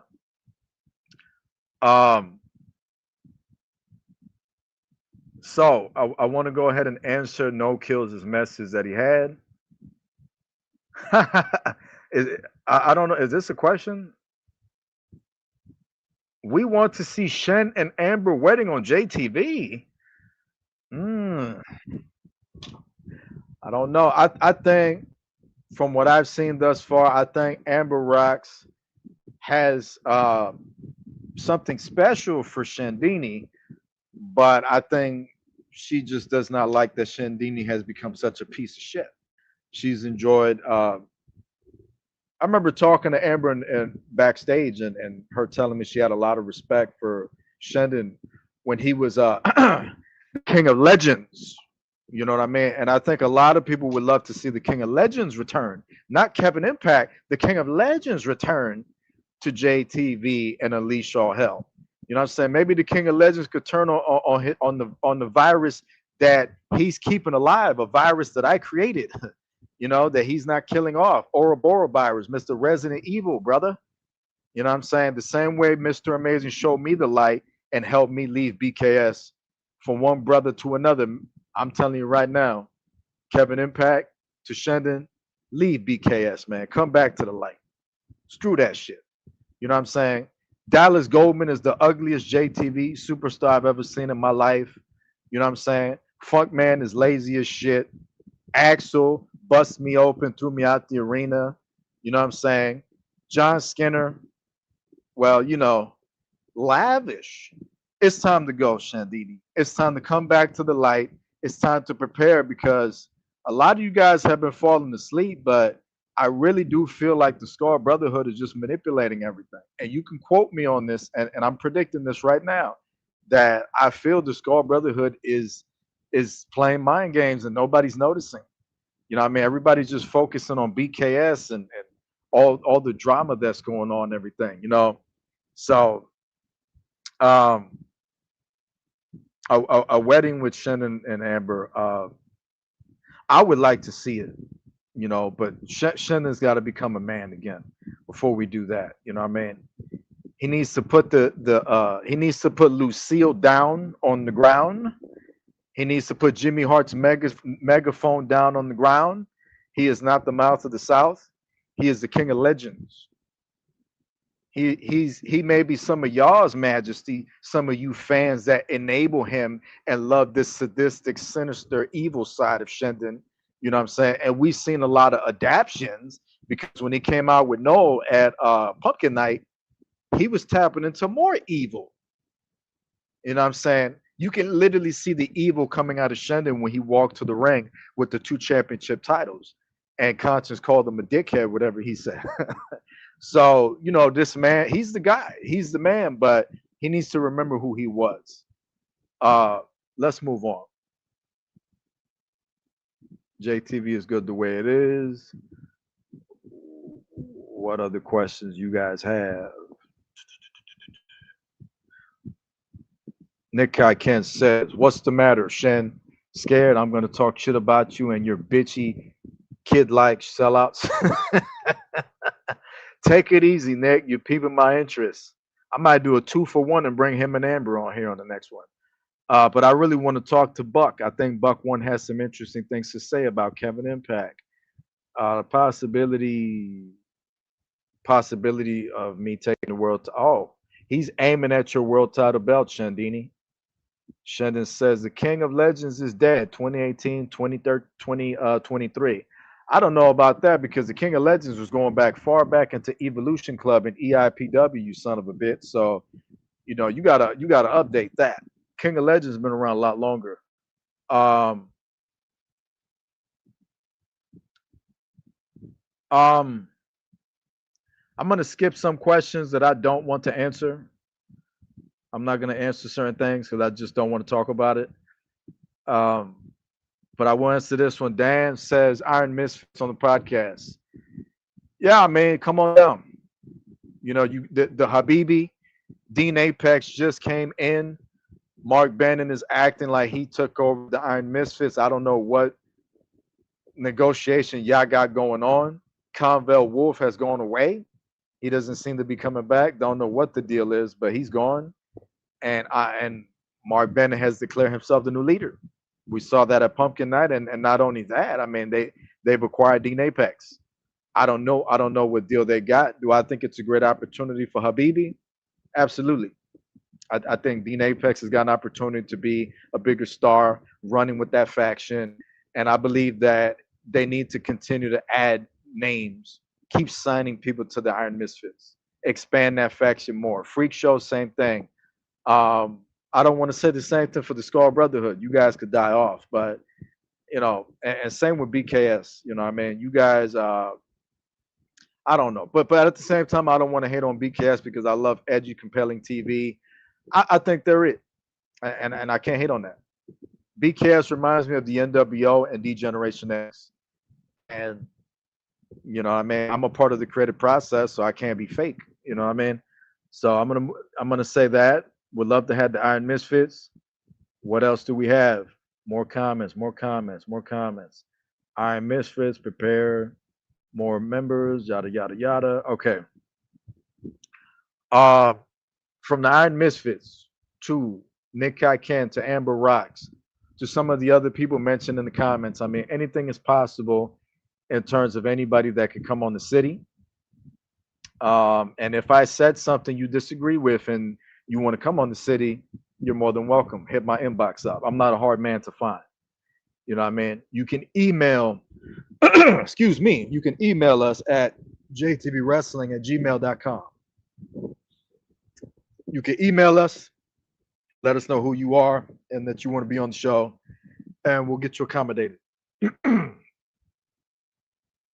tasting salt in my throat. I apologize. So moving on to my last few topics as I get ready to close the show out. Because I'm pretty much good to go. I'm good to go. I'm just about ready to close out. The last things that I have on my list are friendship and I guess something that I was kind of put to talk about, and this will be me closing the show out. Uh, and I'm gonna stand up for this. So whatever comments you guys have, go ahead and say them. Whatever questions you have, go ahead and post them, and I'll check them out when I turn around. But I have to stand up to talk about this because I definitely don't need a script for it. But I I uh I didn't want to talk about this. I think I'm going to talk about it. I'm going to try to talk about it subliminally, but I don't think I'm going to be able to because despite the fact of what people say, I just don't do the fake shit. I don't plan to start. So I'm not going to do it. I'm going to try not to do it. I'm going to try to be fake in what I'm about to say. I'm going to try to be professional, but I don't think I'm going to succeed. I think I'm going to fail at it. So I'm letting y'all know I'm going to try to be PG. I'm going to try to be fake, and I'm going to try to be professional, and I'm going to try to be subliminal and not name drop. I'm going to try to do this like this, okay? Um I got pissed the fuck off about a week ago, I want to say, because something happened that I thought was really fucking childish and just so fucking stupid that I almost got like annoyed at myself that it happened and I had nothing to do with it. You know, that someone got pissed off at someone because someone is in charge, and this is a wrestling company. It's a wrestling promotion that's out there, that's prominent, that nobody's fucking perfect, of course. I'm not perfect. Never claimed to be. But there's a promotion out there and someone that's in charge of a promotion that's what's the word? Jointed with another promotion, or so it was. You guys know who I'm talking about. I'm just not going to say no names. So we're not being fake in the sense that we're not going to go subliminal to where you don't know who I'm talking about. But I'm going to be respectful and kind enough to not name drop out of respect. As a man, I'm going to do that. But I'm going to give my opinion about it without any fucking filters. That's the only difference about it. I'm going to tell you what I actually think about it because it pissed me the fuck off. And I think it's a waste of time and call. And I think it's a waste of time, period. It shouldn't have happened. We're trying to be within a circle of positive people. I've had conversation with DJ Chaotic, made friends with him, have had great relationship with him thus far. CJ Mondo, TNA, Titan Nation Alliance, great relationship thus far. They are not judging me. They are not listening to what some other fucking small dick idiot said about me that's not fucking true. They're going, oh, we're getting to know him, how he is, so that we can see if it's true what people are saying before you fucking assume stupid shit. Get to fucking know me and get to know the truth. And if something fucking happened, call me directly and ask me directly. Don't go to nobody else. Okay? You could go to fucking Pierce Perch and he'll tell you that, oh, Kevin Impact, he's a bad guy because he won't bring me back. And and anybody will fucking believe I'm a bad guy. It's easy to say someone is a bad person when you're not talking to that person directly and not getting their fucking side. There's two sides to everything, and sometimes three. So don't fucking go to anybody. From the comments, from the screenshot that I put earlier of that other fucking idiot that was saying that, oh, I'm okay with kids getting hit by a bus, to this situation and anyone else who assumes on me. If you're going to fucking assume, don't do it. Instead, come to me, question me, and I'll tell you what the fuck I think. If it happened, I'll tell you. No fucking problem. All right. Now, um, something happened with someone, two joint promotions. Like I said, I'm trying to be friends and friendly and positive and be positive to call and especially since we're going into a new year, I'm trying to be positive to where, the things I'm doing with everybody's positive and it's good. And I'm trying to keep the peace. I'm not coming on here to spread drama, to look for problems. I'm not coming on here trying to bash people, to instigate toxicity or spread it or project hatred that I have. I'm not trying to do none of that shit. I just come up, somebody speaking their mind and telling the truth is not there's levels to how it's toxic. There's levels to it. But when somebody's speaking the truth, it's not about them being fucking negative. Y'all need to wipe that out your fucking mind. If somebody's telling the truth, it's the truth. The problem with it is not that it's negative. The problem with it is that you motherfuckers just don't like it. You don't like it, so you want to put your fucking narrative on it. And I'm not speaking to one specific person, so don't feel attacked.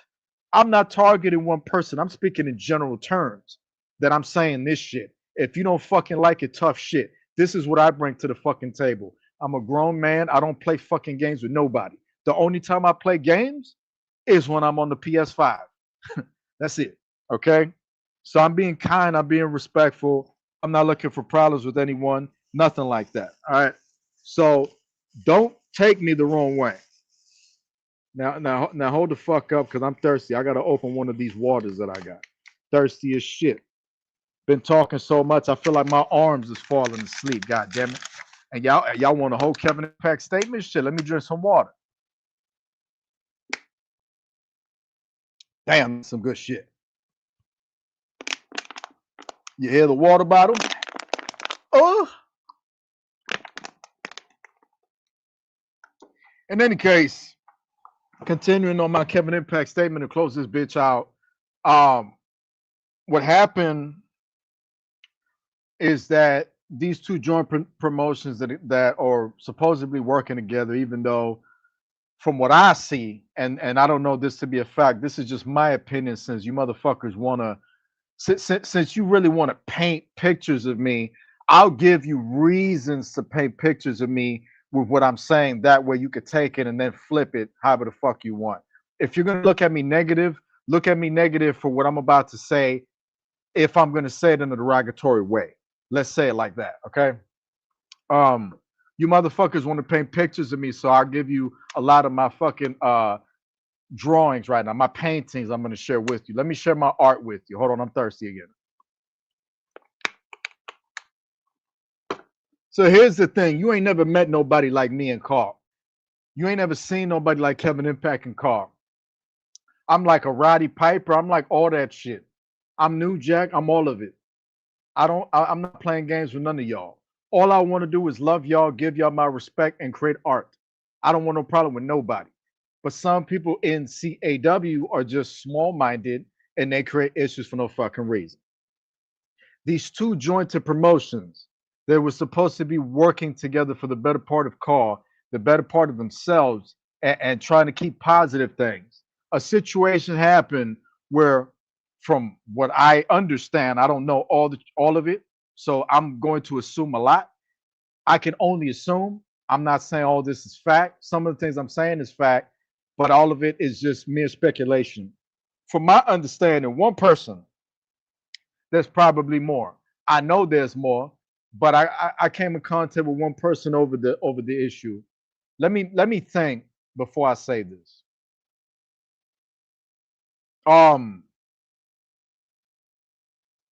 Okay, I can't say because I don't know. I have to think. But from my understanding, there were individuals who got pissed the fuck off at someone because someone stood their ground and said, look, I'm doing all the editing and this and whatnot. You motherfuckers are reaping the benefits. Hey, I'm not saying that's the case. That just seems to be some of the stuff that's going on.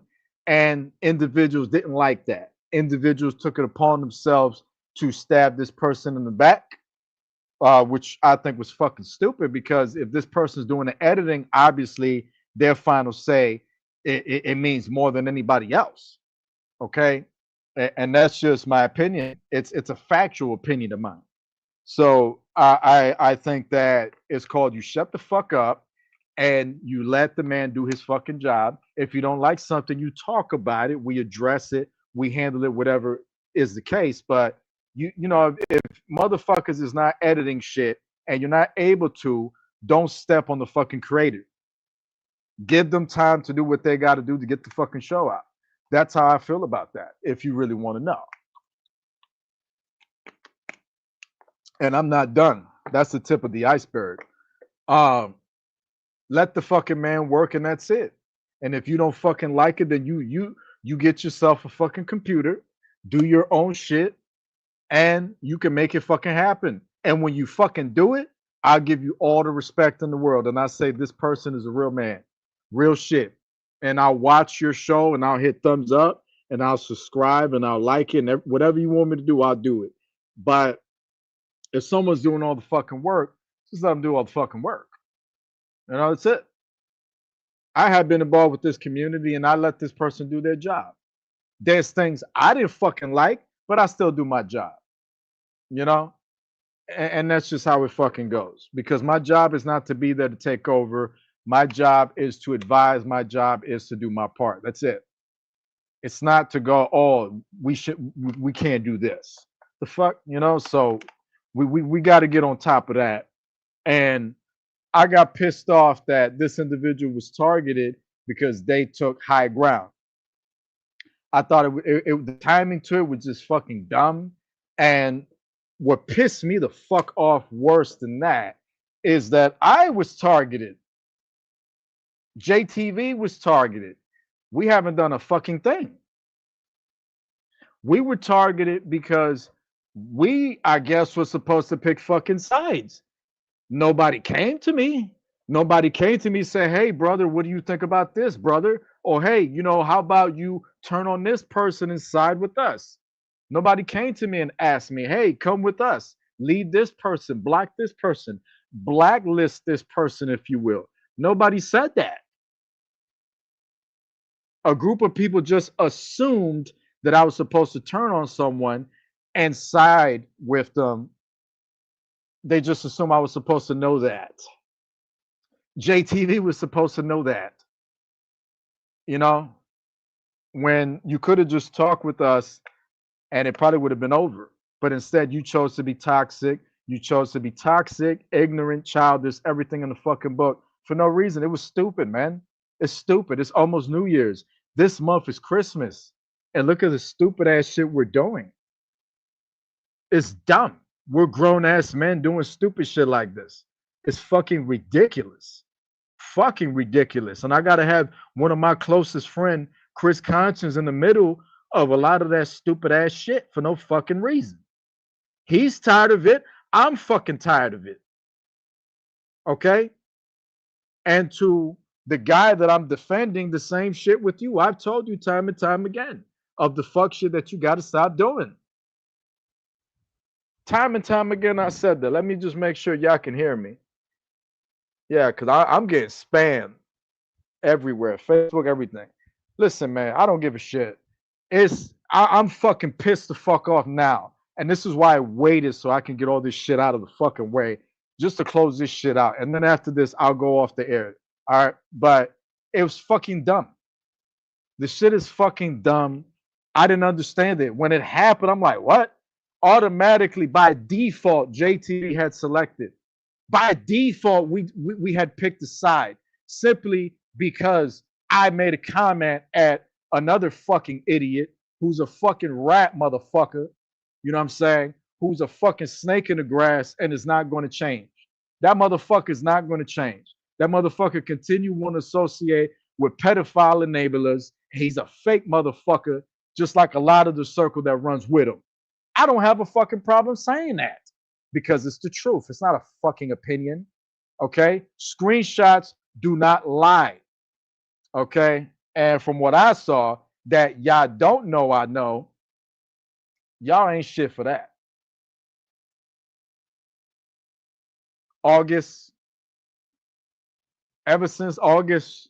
So when someone came on this podcast and I gave them the opportunity to tell the truth and they fucking lied, and then I gave them the opportunity again before this person get their fucking ass chewed out. I made another video to protect this person to save them from the uh, blacklisting, if you will. It turns out that this motherfucker went behind all of our backs again and is still being a fucking snake, from my understanding. I don't respect that, and I don't respect that your little bitch ass decided to go and lie to someone who has mental health issues and enabled them to think that I had picked sides. We didn't pick sides, motherfucker. You a low life. You're a coward. You're a piece of shit for doing that after we give you opportunity. We've been there for you. John Skinner has been there for you, and you underappreciated it. We've always given you fucking love, but you don't know how to love. You just want to be a fucking snake, and you want to run around with fucking pedophile enablers. Okay? And that's not an opinion because a certain someone came out and said they were. So the person that defends them is a pedophile enabler. That's not an opinion. There's screenshots. There's everything. So stop fucking playing with me, okay? I don't need to go into none of that. I'm just stating my fucking case, and I'm not saying any names. You know who you are. So it pissed me the fuck off that a lowlife went and told someone with mental health issues that we had picked a side. We never picked a side. We were keeping the peace. The comment that I made to that individual in the chat was me in a joking tone. I was joking the entire time. I thought it was disrespectful that that individual decided to come to our chat and plug his fucking community and not show fucking respect. It's kind of disrespectful. Disrespectful to the point that you deserve a fucking plate of spaghetti thrown at you mid-dinner type shit. You get no respect. But I didn't care. I joked with it. I didn't tell him he had to remove it. I didn't say nothing. I didn't do nothing. Next thing I know, I get kicked out of a chat. And I start laughing when I sit. I'm like, I wonder what this is about. Because I've been reading that chat. I looked at it and I thought everything was fine. You know, I had nothing to say. So I shut my fucking mouth. But I get removed from a chat on some kid shit for no fucking reason. And I hope y'all can still hear me. It looks like y'all can from here. You know, and it pissed me the fuck off. Like, how dare you fuck her movie from chat? This is somebody like ever since you came to talk with me again, we've shown you nothing but fucking love. And since day one, you've been looking for this evil, fake, toxic side of me that is not going to come out. You think that you got me. You didn't get me. And I'm going to go into it. Oh, yeah, I'm going to address that too. Don't worry. Stick around. I'm going to address that as well before we close out. But it pissed me the fuck off that I would do for some of these kids and they still think it's okay to talk to fucking people that want us to fall and talk about us and lie about us and instigate fucking stupid drama. Like this is still going on. We have meetings of peace. We tell each other we love each other, and then we just do dumb shit. It's fucking dumb. It is a waste of time, and it bothers me. It hurts me.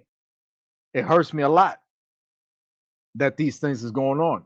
I've been preaching nothing but fucking peace for the longest time, and some people it just goes over their head, in one ear, out the other. I don't get it.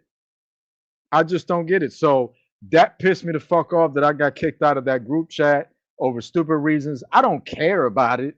I really don't. But it just annoyed me because it's just like it was very disrespectful.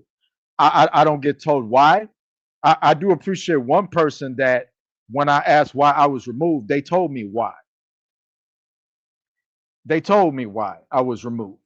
Okay. And I'm not going to say that person's name, but you know, it was something that was just dumb, childish kitty type shit. And then after it, I just chose, I'm just going to leave it alone. I called a meeting and I talked to some people, and someone decided to call an extracurricular meeting one night. I didn't want to go to this meeting because I knew what to expect. And upon going to this meeting and this individual making a phone call to this other individual, what I expected to happen happened. The only thing I didn't expect was a grown ass man in the background to come in and instigating and laughing like when you don't even know what the fuck is going on. You don't know what's going on. You just know what you know and you know what you've been told. I don't get it. This person is showing me respect who was in the background, talking shit, laughing, joking, whatever. And I've shown this person respect. Everything that I said about these kids, I meant it. There's nothing I take back that I said.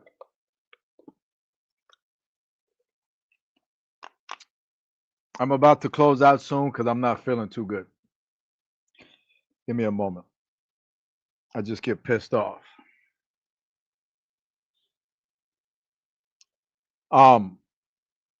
We have shown you guys nothing but fucking love, and we try to give you respect. That has not changed. Someone, with myself included, it wasn't me who said it, but I agree with it, went on record and told someone directly, not behind their back, directly in the same chat, that he's under the understanding that maybe they bought it to get certain views and whatnot because they were being showcased the spotlight, or they wanted to showcase the spotlight themselves. Oh, I'm on this show. Oh, we got to make sure this gets thousands of views. There's nothing wrong with that. That does not make me and that individual fake. Fake would have been if we didn't tell you. No, we told you. We brought it directly to you. And it wasn't me. I just agreed to it. I don't have a problem telling you that I agree. Do I believe that's the case? Yeah, that's the case. But do we give a fuck? No, we don't give a fuck. Y'all wanted to make a big fucking issue for no reason. It was just so fucking stupid. There's nothing fake about it. We weren't fake. We told you. We told you directly. That's not being fake. Fake is behind your back. When you tell someone directly, that's you being fucking real with it. You tell someone directly what the fuck you think. You know what I mean? You ain't gotta agree with it, but that's just what was going on. So we didn't have a fucking problem with it. We laughed it off, but it wasn't us being fake. We told you about it. We believe that that was the fucking case. Now this, we don't care about it. We are in agreement of you doing that. We are in agreement of you doing that because we want you guys to grow. We want everything for you guys to be successful. We want things to be good. You know what I mean? We don't have a problem that y'all did that. But y'all wanted to assume and jump to conclusions and think that we was being fake because we claimed that you guys was botting your channel for views or whatever the fuck. It don't matter. And if and what made me laugh that I found interesting is that if one person has such a fucking problem with it, why didn't you say something then and there? Why did you wait a week or two to then bring it up in a conversation to feel like, oh, because I've got something. I've got something. J Kid or Kevin Impact is fake. Look, no, you don't have anything. Had you fucking talked to me about it, I would have gave you a real response. But instead, you ran off the fucking mic, which I didn't like and appreciate it because I was trying to talk to you man to man and you ran away. Not cool. Not cool at all. This is not how grown men be speaking to each other. You know what I mean? If you're gonna handle shit, you gotta handle shit the right way. You gotta speak to each other the right way. Show me fucking respect. That's first of all. Because I showed all you motherfuckers respect. I don't play no fucking games. I gave y'all love and I gave y'all fucking respect. I'm going on record saying that I don't have a problem with none of y'all. I don't, even now, I don't have a problem with none of y'all. I got a problem with one of y'all. I might have a problem with another one of y'all, but I don't have a problem for real with none of y'all because it is, let me think, it's CAW related, and then there's someone with someone else from my understanding that I guess is still buddy buddies with somebody else. And I don't agree with it. I don't appreciate that. I tell you guys all the time when you want to go behind my back, don't do it because then I'm going to find out. Anytime somebody goes behind my back, I always find out. I get screenshots, anything. If I don't find out, I'm told, don't do it. And you don't listen. You keep thinking that you could play fucking games with me. I'm not the one to play fucking game with, bro. This is my fucking world in CAW. And I give people respect and love. You don't fucking come at me. There's no reason to come at me because I'm not coming after nobody. But when you fucking try to look for fucking drama with me, it's gonna be a fucking problem. There's no reason for us to have any fucking problems of any kind. Specifically, I'm speaking in general terms, but speaking directly to y'all, who I'm addressing, is much less. I'm more aggressive speaking to everybody else. I'm much more calm speaking to y'all because I'm not taking it that serious. Paul related. I'm not taking it that serious. But in terms of like the friendship and instigating stupid drama for no reason, it's about to be New Year. You have ball sacks hanging from your nut sack. Okay? Let's be fucking grown. Let's stop playing these little fucking kid games. Let's stop listening to people when they make shit up. One motherfucker got mad because I made a joke at him and he wanted to enable or exploit someone else to think that we pick sides. Get the fuck out of here. Get the fuck out of here. Them same barn chickens that be in your fucking background when you talk, nigga, you need to just fucking live with them. If I walked in there with all them chickens in your background, nigga, I couldn't tell the difference because you look like them. Take that however you want. And even still, while dissing you, I'll still tell you that I don't have a problem with you because you're a little kid. I'm an old man. You're a little kid. I'm an old folk. I'm an old head. Whatever the fuck you kids want to call it. You a boy. All right. So I don't have a problem with you. I just don't like you and I don't respect you. You're a piece of shit for the shit you've been doing. You know what you've been doing behind the scenes. You know what I mean? When John Skinner brought you to the dance, you ain't shit. Okay. That's just keeping it real. The same way Shendon kept it real. Oh, I'm sorry. I said a name.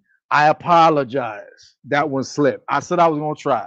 Shendon kept it real when he says some stuff about something, you know, and some other people. So nothing has happened. There's been no fucking issues. You guys love to instigate stupid shit. You need to move on. I'm about to close. I want to say of two individuals that I am pissed off at right now. One person took the opportunity to make a phone call to myself and Shannon the other night. I respect that. I didn't want to talk to you. I don't want to talk to you. I don't want to work with you.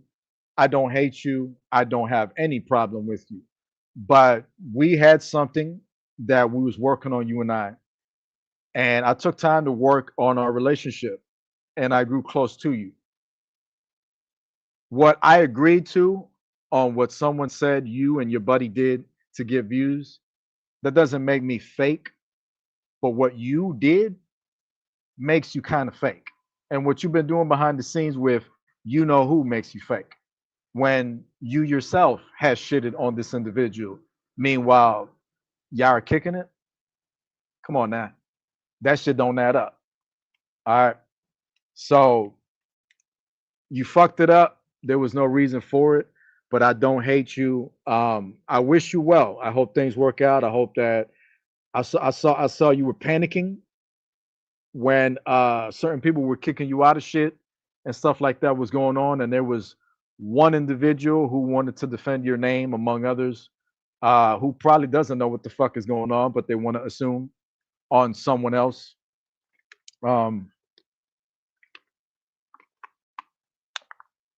I think it's terrible. We got to get it together, man. We got to do better in CAW. There's no reason.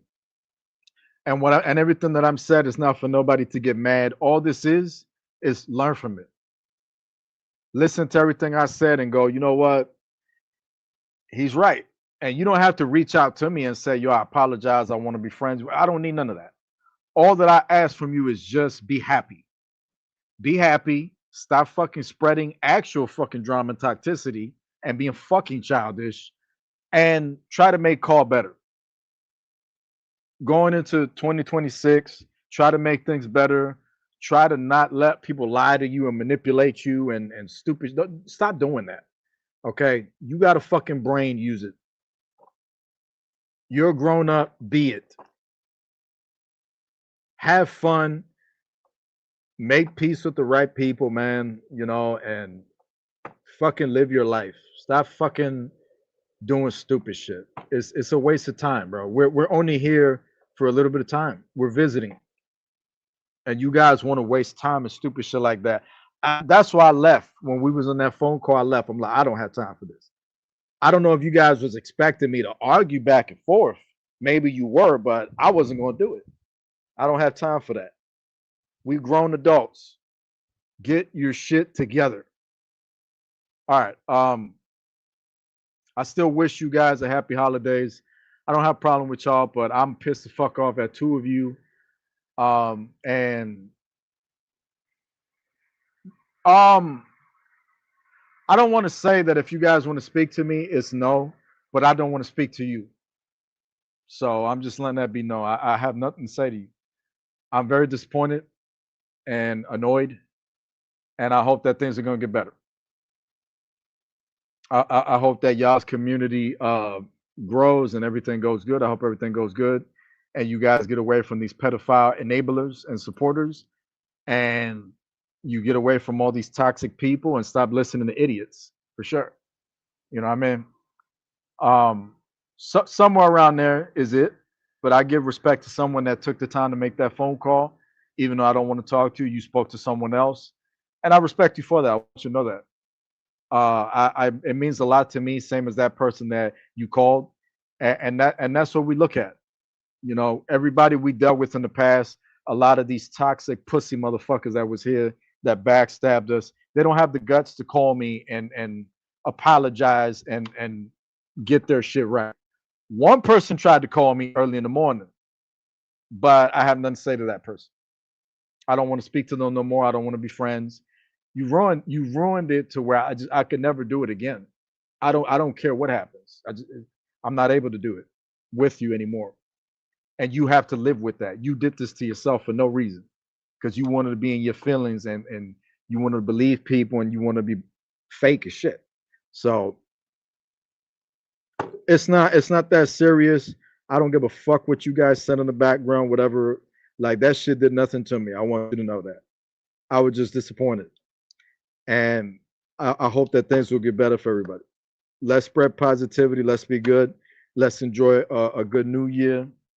And I'm gonna leave it at that. Okay, I'm gonna leave it at that. I'm gonna try to see because I'm going on too long here. I want to try to see if there's comments that maybe I need to reply to or whatever. I don't see nothing. I don't know. I mean, yeah, whatever it is. Uh, we've been on there for a while. I want to thank y'all for joining me on this episode. On the next episode, I don't know. It could be Buck One. It could be Amber. It could be the Iron Misfits. It could be Nick Kai Ken. Um, we'll see. Okay, we'll see what's gonna happen. All right. So much love to y'all. I'll see y'all on episode 20, the 20th episode of City of Impact. I don't know when it's gonna be. I could go on and on and on, but I feel like I want to get out of here. I'm annoyed. So I'm gonna take that and whatever. And if anybody has any comments on what I said and y'all would like to come on here and talk about shit, let me know. jtvwrestling@gmail.com. You could email JTV and we'll have you on the show, whatever. Y'all take it easy, man. I'm out of here. Smash that like button, like, comment, subscribe, and share. And JTV will return with WCW JTV Snow Showdown on December 24th, Christmas Eve, right here, wrestling show. Tune in. Top that if you can. I'm out of here.